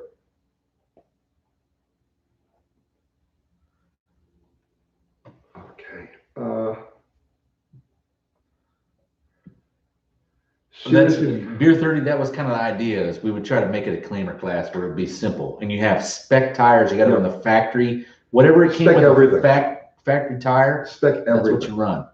Yeah, and then like what you're looking at is like what factory replacement air filter, factory replacement exhaust. It can't be, you can't have 2.5-inch exhaust on the sucker. Oscar wants to know if there's any plans to drag the Slant 6 Miata. Not really, no. No, and honestly, I don't want to know. Like, that's the kind of thing, I won't even put the G-Tech on it. I don't want to know what ETA would run, because then it would have it in my head to try to make it go quicker, and that's not the purpose of the car. The purpose of the car is to do autocross. So I don't want, does that make any sense to you? I don't want a 1/4 mile or an 1/8 mile. I don't want an ETA in my head associated with that car, or then I won't be happy with it going around turns. You're going to do a 170 in that. I'm going to do a 170 in that. Did any of those come with the aluminum block? No. Oh, that would be badass. No. That'd be a lightweight little motor then.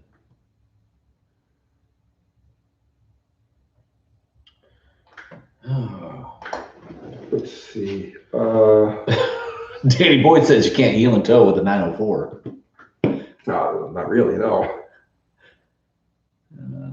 Let's see. The travel trailers says 86. The Omni GLH was the fastest production car.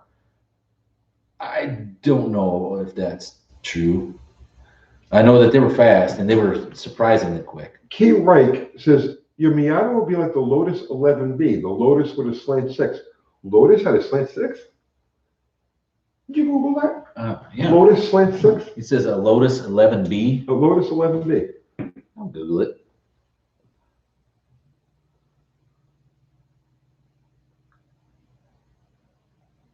Okay.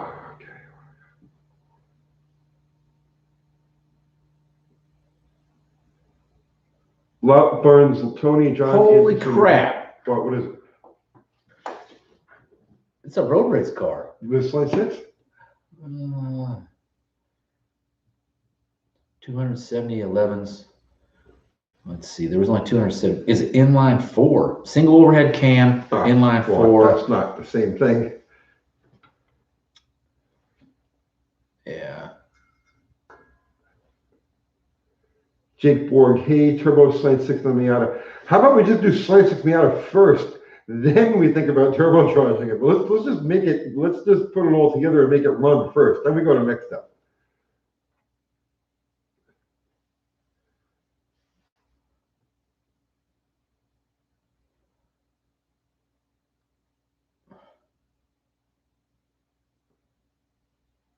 Lotus Valiant. Have you heard of that?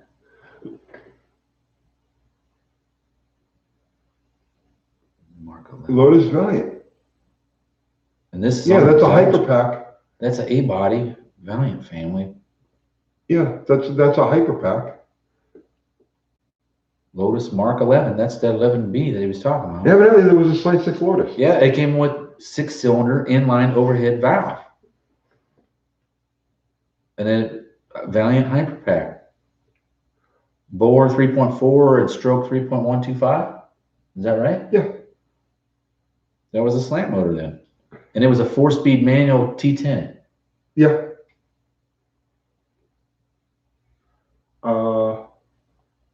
That's cool. I didn't know they had a Lotus. That's That's the first I've heard of it. When I go home, I'm definitely gonna read up on that. Let's see. Break switch pitch trans. I got a switch pitch coming. That guy Eric, whatever his number was on here, he's back. He picked me up a switch pitch. I got a couple ways to go on this switch pitch. I got a switch pitch or ST300 converter that came behind that 300 Buick. If I put it in this switch pitch 400 behind a big block, like low stall will be 2,000, high stall will be 3,500, right? Or I could find a big converter for it and put it behind in my Suburban with a gear vendors. That's what I always wanted to do, was a gear vendors with a switch pitch, because then you got all kinds of a lot of options there. Matt Abausi, excuse me if I don't know how to pronounce your name. Hey, are you guys interested in a sponsor? Oh, what do you got in mind, man? What do you got in mind? I'm always looking for AHRS sponsors. It's hard, especially when you go to like a manufacturer and they say, hey, cool, we'd love to have you aboard. And say, okay, well, I'm the American Hot Rod Association, so your parts can't be made in China. And then all you hear is the dial tone, like, you know.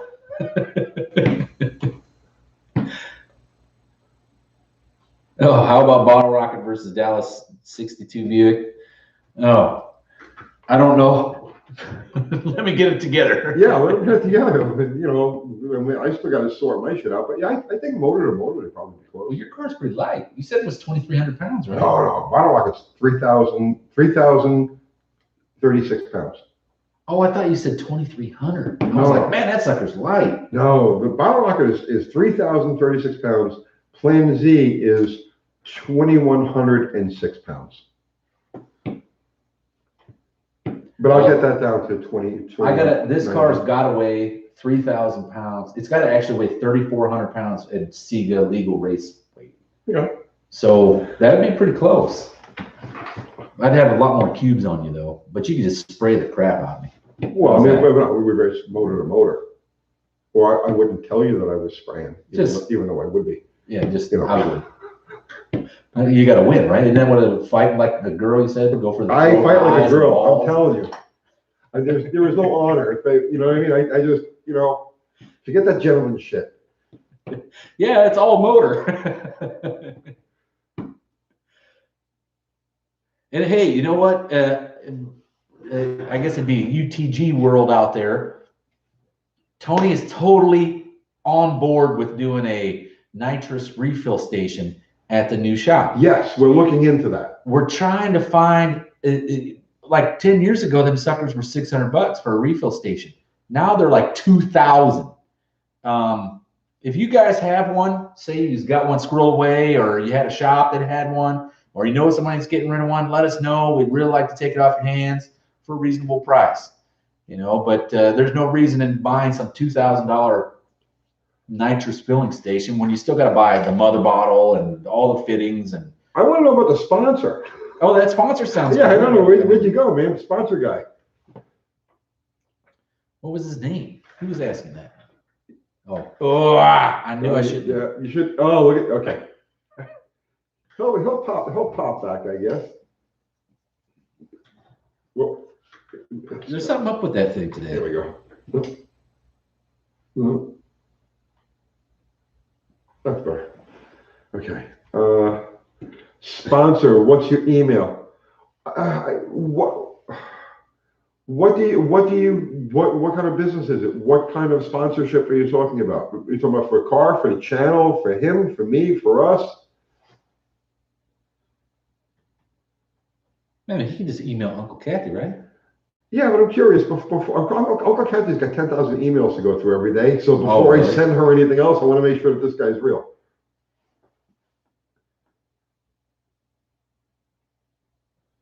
Have you seen those 3,800 supercharged V6? I have.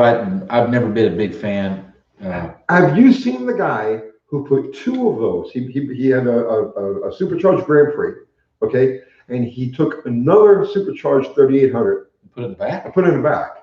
There's videos of this thing, right? He ran it just as a full body car. It's a sleeper. It's a beast. Like this thing was running like in the nines, okay? And it looks like dead stock, like it was just sitting in the parking lot. And then he went and took the whole body off of it, built like a cart out of it. Huh. I think I told you I wanted to go to Bonneville and I wanted to build my own car, and we use a body that was designed to go 200 miles an hour in NASCAR and didn't just go 200 miles an hour, right? Like spray the crank out of it if you got to, whatever, just to get to 200. But then you get in the 200 mile an hour club, right? But gosh, I really want to do something like that. Trash metal and fun riffs. Careful, or hackers offering sponsorships that send you to legit looking sites and take over your channel. So I know there's all kinds of crazy stuff there. Matt, I work with an aftermarket parts manufacturers and auto industry brands. I'd love to chat about channel sponsorship. I don't endorse individual products. Matt, it's something I just don't do, because it's like, for my, and if you're real, you might be real, right? I feel I would be doing my viewers a disservice if I aligned myself selling, parts or pushing parts. I don't mind selling wall space. Like if you want to put a banner or something up, we get over 1 million views every month. So if you want to put banner space and stuff like that, that's fine. But I don't endorse products.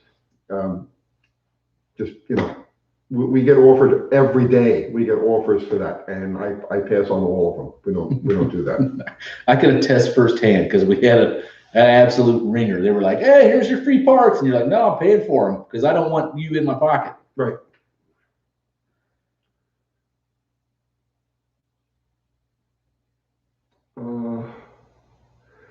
John Engel, have you thought about building a Flathead 6? See, I would, but I have nothing to put in it. I know the floating power 6s. I mean, I've played with them, and not played with them. I've rebuilt them. I've worked on them in the past, but.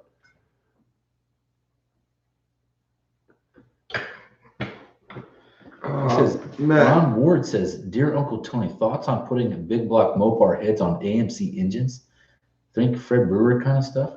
I don't know. Can that be done? I guess. I mean, the bore spacing is going to be close. I don't know. Matt, dude, it's real. Not looking for product endorsement. Okay. Would be open to your ideas. Banners are cool. How about we sponsor a build and you get to decide what to do it? All right. Send Uncle Kathy Matt, send Uncle Kathy an email, right? At UncleTony'sGarage.com, UncleTony'sGarage.com, and put in the header, just put Matt sponsor, okay? And do that now, and I'll give you a call as soon as I. She's probably lurking on here anyway. Isn't she normally lurk on here? She might be. It's like, yeah, she's probably on, but just in case she's not. Matt, send Uncle Kathy a message, UncleTony'sGarage@gmail.com, and then just put in the subject line, just put Matt and sponsor, and I'll give you a call in about an hour. Okay, is that good? Eklund points me out with a Flathead 6 Chrysler. It would be the only one in your block with that. Yeah, I know. I think it would. Like a modern, Japanese sports car, and you open the hood, there's a Flathead Plymouth in there.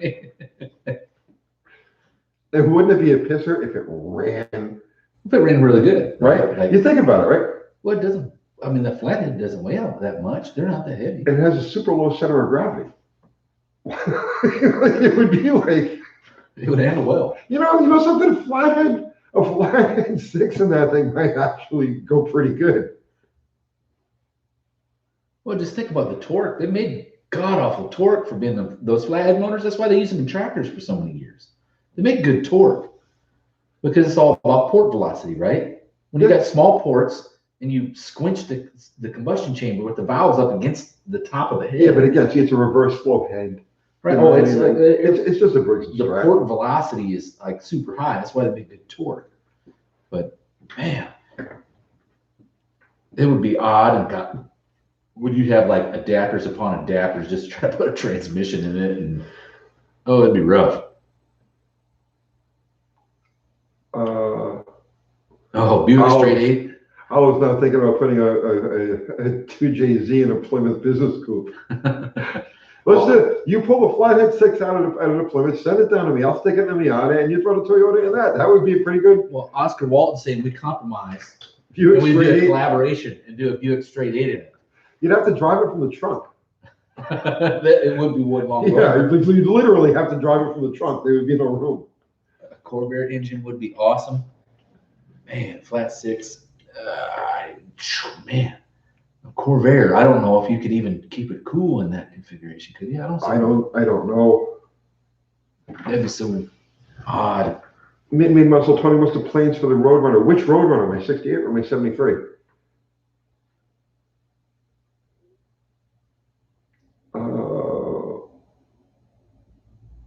So Andy White's asking you on a 170 slant, can you notch the pistons for better clearance? Are they a flat top piston in a 170? It's a flat top piston, and it's the same piston as a 225. And it sits, the 225 is like 130 in the hole. And the 130 thousandths? Yeah, and that same piston in the 170 is 0 deck. I don't see why you couldn't notch them. They make valve notchers just for that reason. I cut a valve up. Back in the old days, I cut a valve up. I cut notches in a valve, and I used that and spun it in a drill. Oh, and you made it like a rotary file? Yeah. I don't see why you couldn't. 2JZ in a Pinot. Oh man, if you're gonna put anything in a Pinot, the badass thing to put in a Pinot is a turbo 2.3. Those are badass motors. They're a good motor.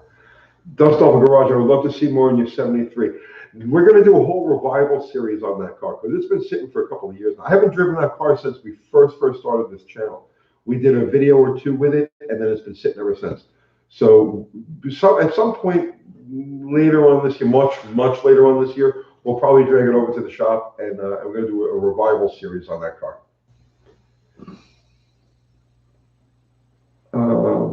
Let's see. Peaceful Seas. I had a 48 Plymouth Coupe with a flathead 6, a dual single throat, split manifolds. It was a fun car. I love the sound of them. Well, even the flathead Ford, they just sound so classic, right? They're verbal, like the blah, blah, blah, blah, blah, blah, blah, blah. They just sound so neat. They snore. They snore. I just remember Garlitz did a video on him. They were asking about the first time he seen a Hemi. He's like, yeah, I went down to the Chrysler dealership and I bought one and I put it in my tow rig. Right. And he's like, the flathead of my dragster, like a hot flathead was like 300 horse, right? And you could get a Hemi from Chrysler that made like 330 or 340. And he went and put it in his tow rig so he could tow.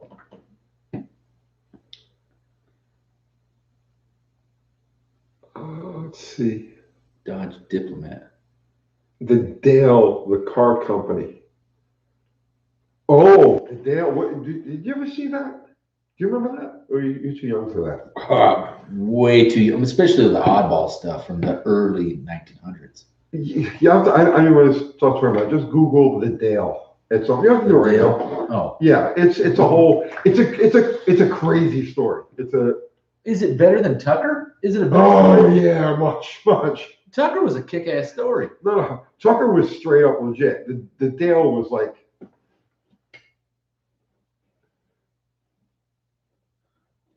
Let's see. I think I get educated more on this show. The Dale car for sale.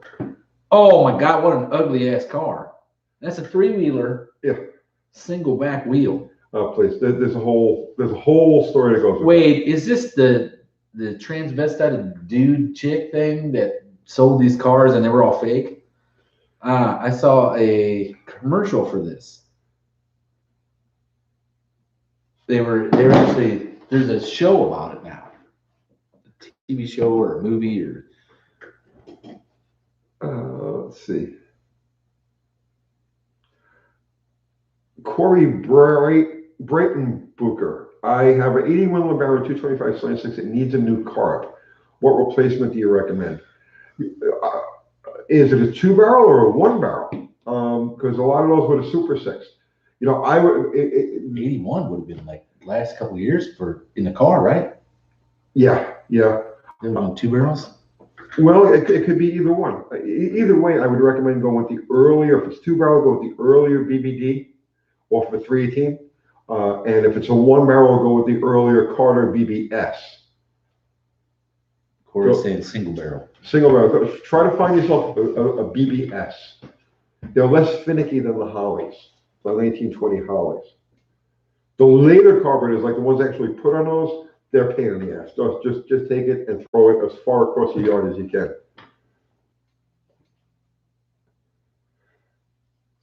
Let's see. Wow, we've been on for an hour and a half already. Yeah. It seems to be going by pretty quick. You know, tonight's probably the most unique night. There's been so many weird things. The Dale. I would have never thought of the Dale, right? Dodgy Bonds, the Dale. Yeah, the class racing caravan. Yeah. It's the, what is it, flathead 6 Plymouth in your Miata. Floating Power 6. That was the only engine ever named after its motor mounts. What's that? The Floating Power 6. Oh, they had rubber mounts? The flathead, yeah. The Chrysler flathead that they used up until the Slant 6 was called the Floating Power 6. And because it had these cushy motor mounts. You think I'm joking? No, I believe you, because no shit, every Buick I ever worked on, every Buick V8, they all come with a vulcanized rubber motor mount, right? And they're like absolute garbage. You don't get any vibration in the car because of it. But man, if the thing makes any kind of torque, which, you know, the Buicks, they make no torque, they just tear that motor mount right in half. Motor swaps. Made it. Lost my dog tonight at 16 years old, but at least this is on. Cheers me up. Brother man, I am so sorry about that. I know what that's like. I've lost so many dogs over the years, and it never gets easy. I feel you, brother man. You know, just sorry. I know what that's all about. I've never lost a kid. I've lost plenty of dogs, but I can tell you right now, I can't imagine there's any difference between losing a kid and losing a dog. Oh man, the dog it caught me out of the blue. We bought 2 dogs in like 2005. I never even thought about losing them, you know. And then it was like, here it is. The dog's not. You can tell it's not normal, right? So I take it to the vet. And they're like, "Ooh, this sucker's got to be put down." And said heart attack, right? Man, did it catch me square, like right in the jaw. I did not expect it at all, and it was a horrible feeling. Yeah, motor swaps. I'm so sorry, brother. Seriously, I feel for you. I really do. Eklund points. Well, somebody hit you with a super chat. Oh, super chat. I don't know how to. Oh God, this thing's acting stupid. All right, hang on. I don't know how to get back to that super chat. Try scrolling again. There's got to be, for some reason, this thing is like acting up tonight. I can't. Whoever sent that $5 super chat, I can't scroll back up. For some reason, the touch screen usually lets you scroll on this. But if somebody could either repost that, or if you could jump back on there again, I missed what you said. I'm so sorry about that. John Deere says, how about a Merlin V12 in the Miata? You'd have to drive from the car behind you. Well, what the Merlin V12 is what they use in like the Green Monster and stuff? No, those were Allison's. Oh no, the Merlin, yeah. Oh shit, you know, it might have been Allison's. Yeah, our farm was with Allison, yeah. Oh, okay, super. What do you think about the Studebaker R3 and R4 engines and turbo V8s? I don't know enough about them to actually have an opinion of them. I don't think I've ever done anything more involved than like change a valve cover on a Studebaker motor. There's a freaking 63 Lark for sale for $1,200 on Marketplace right now. Really? Yeah, and I'm like, oh, how badass is that? Because it's like a Nova. But I don't know what, I really have not seen enough of them things to know crap about them. I know some of them can supercharged. I know a guy, a Studebaker guy. He lives over in Bell Buckle. Studebaker guy's like hardcore. It's like, you know, Studebaker everything. It's a unit, right? You think Mopar guys are crazy. Studebaker people are like berserk, right? But I don't know anything about them. Yeah, I know about the 289, which is not the same as the 289 Ford. The 289 Studebaker motor, and they were supercharged. They came with Paxton supercharged on, right? That's what I thought. Yeah. Tank Master 160, I love you, Tony. You're a chick, right? Yeah? Yes? Thank you. Oh, Chrysler Cordoba or Dodge Murata. I loved them cars. They were everywhere when I was in high school. STP. STP was actually, I don't remember what it stands for, but it was the S in STP is Studebaker. I thought it was Stone Temple Pilots. No, that's the band. STP, the oil treatment. That was actually the S in STP is Studebaker, but I don't remember what the other two. P probably is petroleum. I don't know. All I know is Andy Granatelli bought that brand, and kind of did away with the Studebaker part of it, but it originated with Studebaker, just like what was I did not know that. Yep. Huh. Studebaker transmission products. Okay. Well, see, and Studebaker was weren't they one of the manufacturers that got rolled into AMC? Studebaker? Jupiter Mustang, Mike, I think that's what Andy Granatelli changed it to. Scientifically treated petroleum, but originally it was Studebaker something.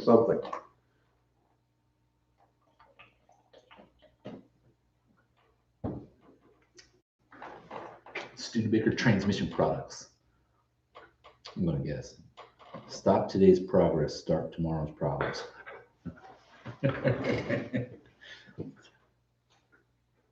Oh, they ended in 64 and they were not rolled into anything. That's what Echelon Point says. Okay. So I did not know that. I don't know crap about Studebaker. I know I've seen more Studebaker Larks at the drag strip than I have this 63 Buick Special that I'm going to try to take to the track. Oscar Walton says, how about rubber side dress on the Slant 6 Miata? I don't know about power, but it would sound fantastic. I don't think it would make any power, but yeah, I'm with you. The sounds coming from under the hood would be spectacular. Studebaker tested products, that might be it. Someone trademark purchased. Oh.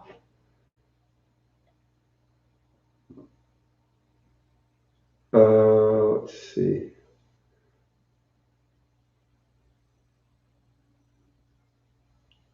A Slant 2.2 out of a Dakota. Did they make a Slant 2.2, a four-cylinder? No, they call it that, but no. It was an inliner.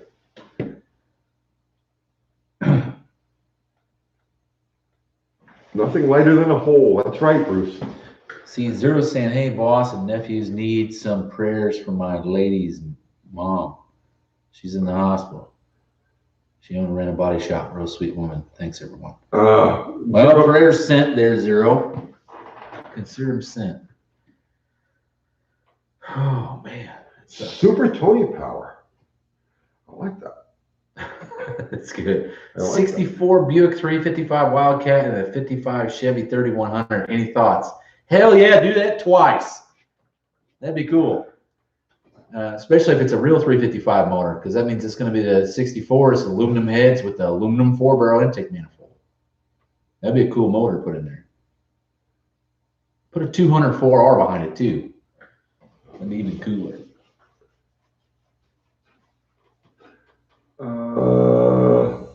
Nitro Belvedere updates? Nothing. Zero updates. You're not going to see anything on that car for a while. And when I do go dive on it, I'm diving on it hard. But nothing. It's going to be all or nothing with that car.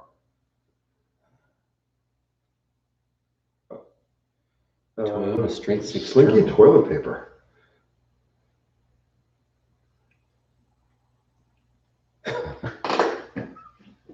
Matt Horn says your 250 horsepower Slant 6 Miata is wrong and cool at the same time. Right? All the most fun things are wrong. You know how when you're a kid, teenager, right? You know how you know you're having fun? No. If your mother could see you doing it, she would cry. That's how you know you're having fun. I'm thinking I would love to see, like, say, you know how the Jaguar XKEs had the recessed headlights that were like molded into the body? Yeah. The Miata's kind of like that, but I'm wondering if you could get like really XKE look on it. You know what I mean? And then just cut the opening in the front end so it's got that like catfish mount grill kind of thing going on. There isn't enough frontal area. It's small. Yeah. I mean, it's like, hi, I'm a Miata, you know? It's really small. I mean, like the nose of the car is just a little bit wider than this table. Right? It's small.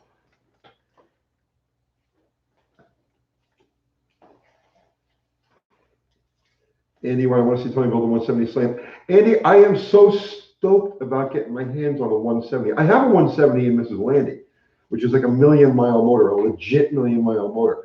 But I am so looking forward to get my hands on one and tearing into it and like brainstorming what to do with this thing. You know, I'm really looking forward to it.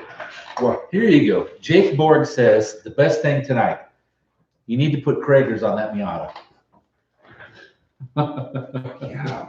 Oh yeah. But you know, where do you find Kragers that are going to fit that? I don't know, but they make adapters for almost anything.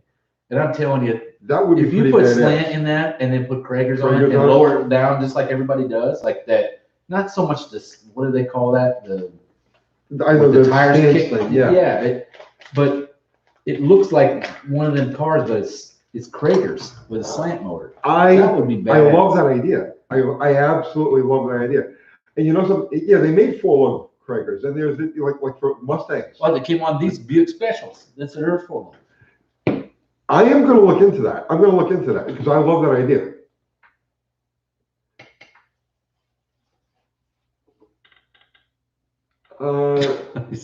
Mark Shaw says put curb feelers on it. No, not curb feelers. We're not going ugly.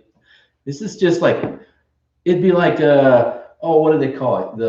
When you got the two restaurants that they do a mashup on the food where you got like sushi plus Italian food, you know? That'd be like the Miata, you know? And then on the plates you could put like mashup or hybrid or fusion restaurant, you know? It'd be like fusion Miata. The Dirty Nubs is watching live from American Airlines 30,000 feet in the air. I just got this. Lean burn Miata. It'd be the first car you put lean burn on. Let's see. He said KFC and Taco Bell, like a fusion. What's with Taco Bell? Why do they keep taking all my favorite things away from me? Oh, I don't know. I don't even know what they take away. They introduce these things, okay, and they get you hooked. Like they have the naked chicken chalupa, which is like, holy shit. It was like you can't get enough of these things, and then they just take it away. And then they had the bacon ranch thing, and they took that away. Taco Bell introduces these things, gets you hooked on them, and then just takes it away without any warning, and it just leaves you empty inside. Control the market. I don't know. I don't eat out a lot. Okay, Matt sent an email. Okay, Matt, I'll give you a call about a half hour after this live ends. He loves your Kragers on the Miata idea. That is badass. I love that idea. No, seriously, I gotta find out what backspacing and stuff. The backspacing is going to be weird on it though, because I'm telling you, like the wheels that are on there now, it's got aftermarket wheels on it, and they're they're way out there. So the not the wheel itself, but the backspacing is extremely deep backspacing. So I don't know what's going to actually fit under that car, but I'm going to look into that. That'd be cool to put Kragers on that. Dickie Farley agrees about Taco Bell. They toy with you. You know, they don't understand. I am a disgusting, degenerate foodie. Okay, I mean, there's something wrong with me. There's seriously something wrong with me.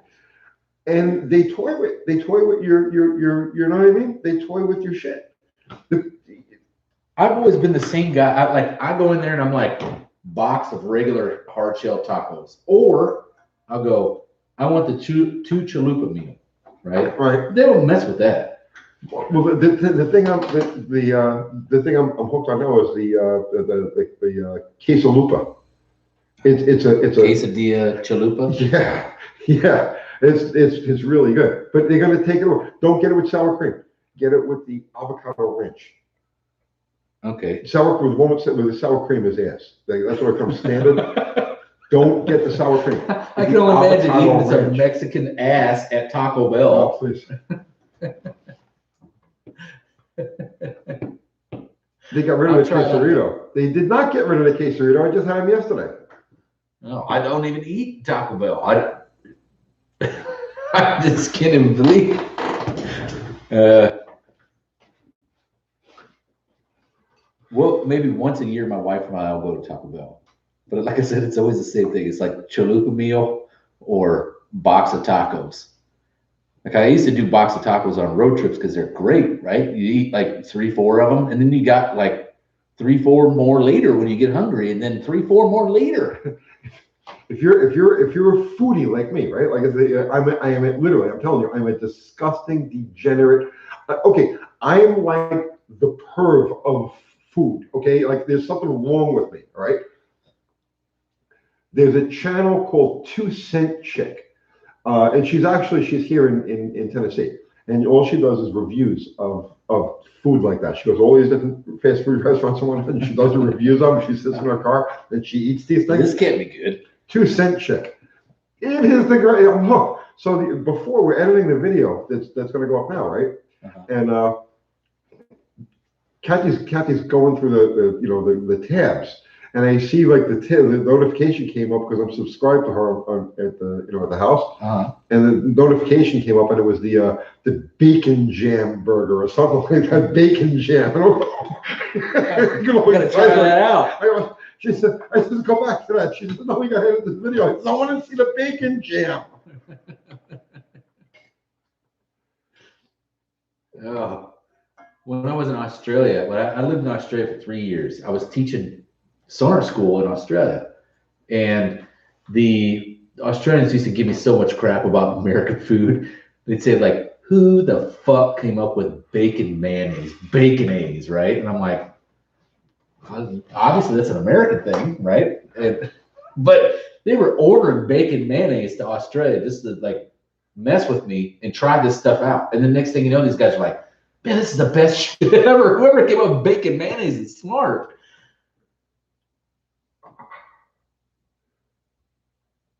Let's see.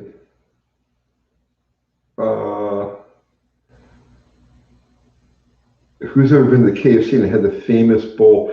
I saw that.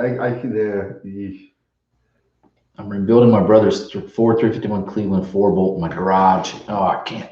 That sucker went by so fast. And we can't touch the screen and back it up like normal. Richard Toffelin, have you ever seen your piston flipping trick tested on a dyno? No. Because I know you said that you won't see any actual gains on a dyno, but you were filling in the car. You're not changing the engine's volumetric efficiency. You're not changing the cubic inches. You're not changing the bore-stroke relationship. You're not changing anything like that. It's going to make the same power. It's how that power is applied that's different, right? So again, and that's the point of the video I made about the dynos the other day. The dyno leads the motor to the next RPM as opposed to the motor pushing the dyno to the next RPM. So you're going to get two different. You're not going to get a true reading of how the engine is going to react in the car. You get a good steady state reading. But again, in drag racing, in acceleration, the car is pushing the load. But on a dyno, the load is allowing the motor to come up. So you're going to miss certain geometrical things. You're going to miss a dimension of the engine's performance. And that's where things like rod ratio, because like they tested rod ratio on a big block Chevy, and they found no difference in the rod ratio, which is like absurd because, I mean, since the beginning of time, since locomotives, since steam locomotives that have the connecting rods, to the externally, right? They were concerned with rod ratio. They knew all about that stuff, right? Switchers had very short rod ratios.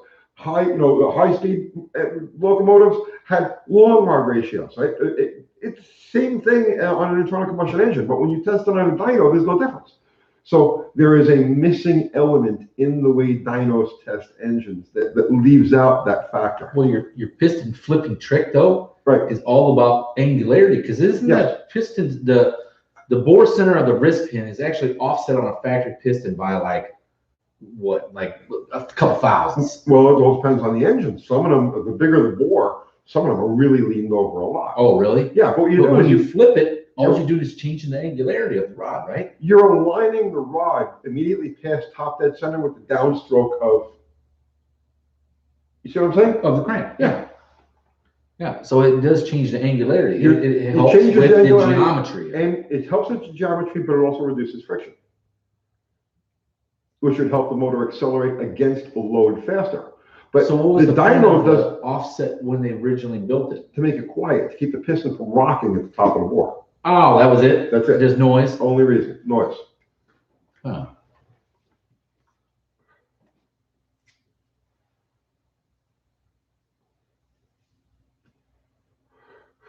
Let's see. Kenny Mopar is asking, any problem with using a 4.505 head gasket on a 4.350 bore with 906 heads? As long as all your water passages line up, there won't be any problem. You're going to lose a little compression on it, but if that's all you got, it'll work just fine.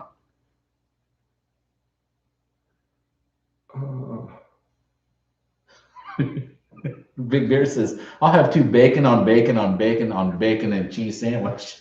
The bacon jam something. I don't know what it was. But like I haven't had a chance to go back and check it, right? But I'm telling you, if you're a degenerate foodie, 2 cent chick, the 2 cent chick, 2C like cents, right? On YouTube. Go there, tell her Uncle Tony sent you. Isaac Ortiz says, can you please explain the Welch Hemi heads on a 1904 Welch made a car, the model 4L, with a 336 cubic inch 4-cylinder engine with 50 horsepower. It had a Hemi combustion chamber. I think Peugeot had a hemisphere combustion chamber even before that. I think all of that came from airplanes, did it not? No, it was all before airplanes. Was it before? Yeah, like Peugeot had a hemisphere combustion chamber in like 1889. 1-cylinder Hemi. Yeah. Does that sucker got a Hemi? Yes, it does.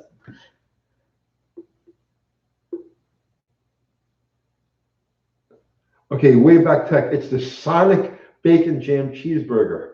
Seen the end today. Okay, how is it? Has anybody had it?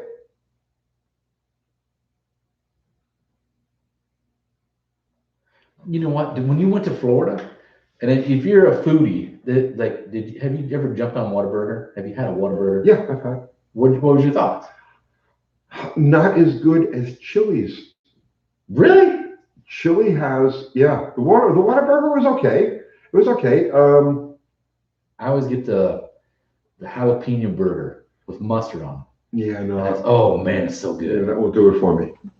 Best burger I've had in recent times was down in Florida. We stopped at a Chili's, which I never ate at Chili's, but I had a bacon, not a bacon, a mushroom Swiss melt. Oh, and it was really good. Oh, it was delicious. Huh. Oh, it was great. Yes, absolutely. Yeah, but when I was in California, everybody was all about the In-N-Out burger, and I like In-N-Out burger. They're not bad, but man, I still think Whataburger just beats a hole right in them guys. You're right about Smokey Eunuch reversing the Pistons. That was one of his things also. He was doing that on the Hudsons. The Hudson motors evidently had a ton of piston offset, and Smokey Eunuch was reversing those. So are you just, when you're reversing them, you're not swapping rods from inside the motor. You're actually pressing the rod off, flipping it around, and then press the wrist pin back in, right? No, I just take it from one bank, put it on the other bank, and turn it around. Okay. People are like, but you're not doing anything because you're moving it from one bank to the other bank.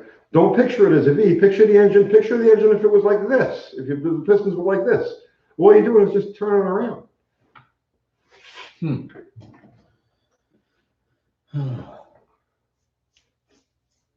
Oh, there you go. You got a recommendation. The Wendy's Pretzel Bacon Pub Cheeseburger is great. I something about that just doesn't turn me on, man. I can't tell you why. I can't eat any of them. And I tell you, the one I love is that the Western bacon cheeseburger is like my favorite. I got to think Hardee's or Carl's Jr. Well, you see, Hardee's, right? The mushroom Swiss burger at Hardee's. Hardee's is delicious. I can't eat any of them. Really? Yeah, no, I'm diabetic. You're diabetic, right? Yeah, so I can't do any of them. I got to do I go in there and they got a burger that has no bun. It's like wrapped in lettuce. And my kids think it's like trivial and funny when we go in there because I got a burger that's just like wrapped in lettuce, right? God damn it.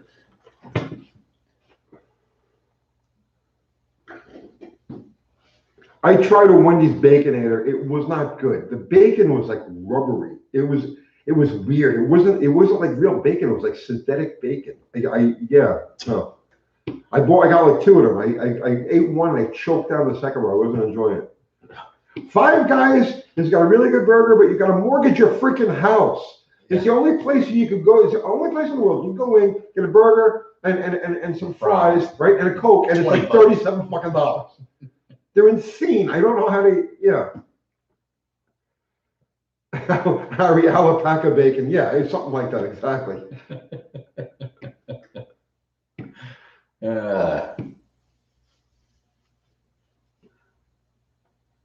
Jake Borg says, please look God on Uncle Tony Food Channel. Yeah, I've thought about that. Believe me, there's a good possible it happens. What would be really badass? I should probably do one, and I should do a track burger channel where it's nothing but track burgers. Because I go to the track and you get a burger. Are they all the same?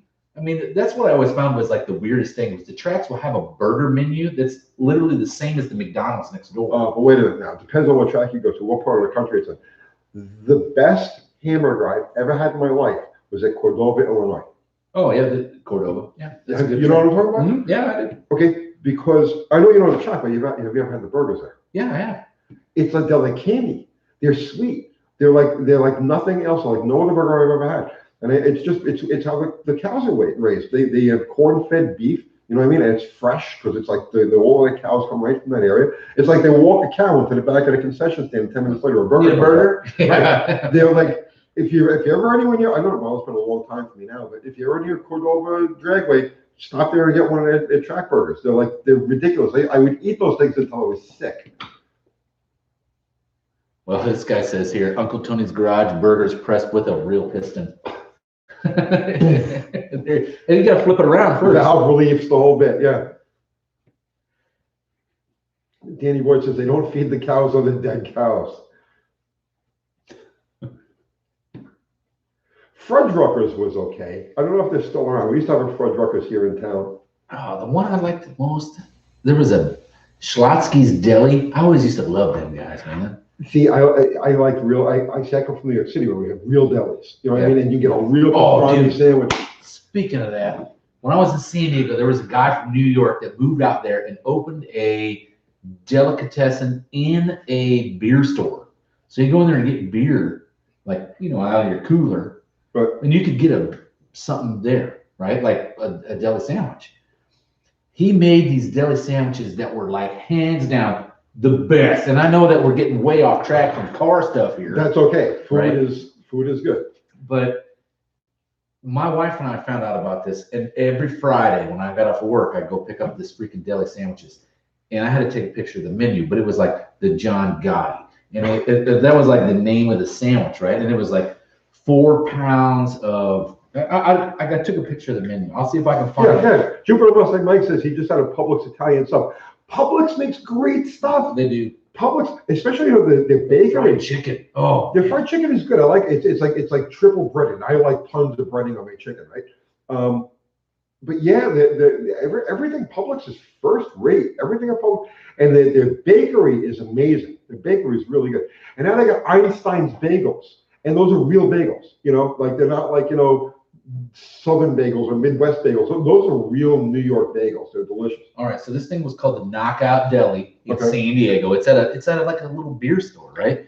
They got the Fat Tony, 1 pound of meat and cheese, roast beef, pastrami, turkey, ham, salami, and melted provolone cheese. Yeah, they just do everything at that. Al Capone, shish kebab over hot pastrami, melted pepper, jack cheese, banana pepper. Stop. You getting hungry? Yeah, I'm starving. I'm starving. This thing was so badass. And we were every Friday we're going in there, and I'm like, I'll take the like Jimmy 2 times. I haven't had that one, right? The guy's like, oh, that's great. Well, now he's hungry. See, we're all hungry, right? All right. We've been on for 2 hours now. We're gonna call it a night. It's a late one tonight. I gotta call this guy Matt and see what kind of sponsorship he's offering us. That ought to be interesting. And have I ever been to Dollywood? No, I have not. She's such a sweetheart, though, isn't she? So, guys, ahraonline.com. Get your merch. Get your hats, right? Well, I haven't got the hats up there yet, but I got the new shirts up there. New shirts. Let's say I got the decals, buy one get one free special on eBay on our AHRA official page, and then Slanted National September the 5th. Sykeston, Missouri at Jefferson Motorsports Park. Yes, we will be there with Plan Z if I don't destroy the thing first. But hey, yeah. shh. Well, that can't happen. Fubar's got the link to our merch. Thank you, Fubar.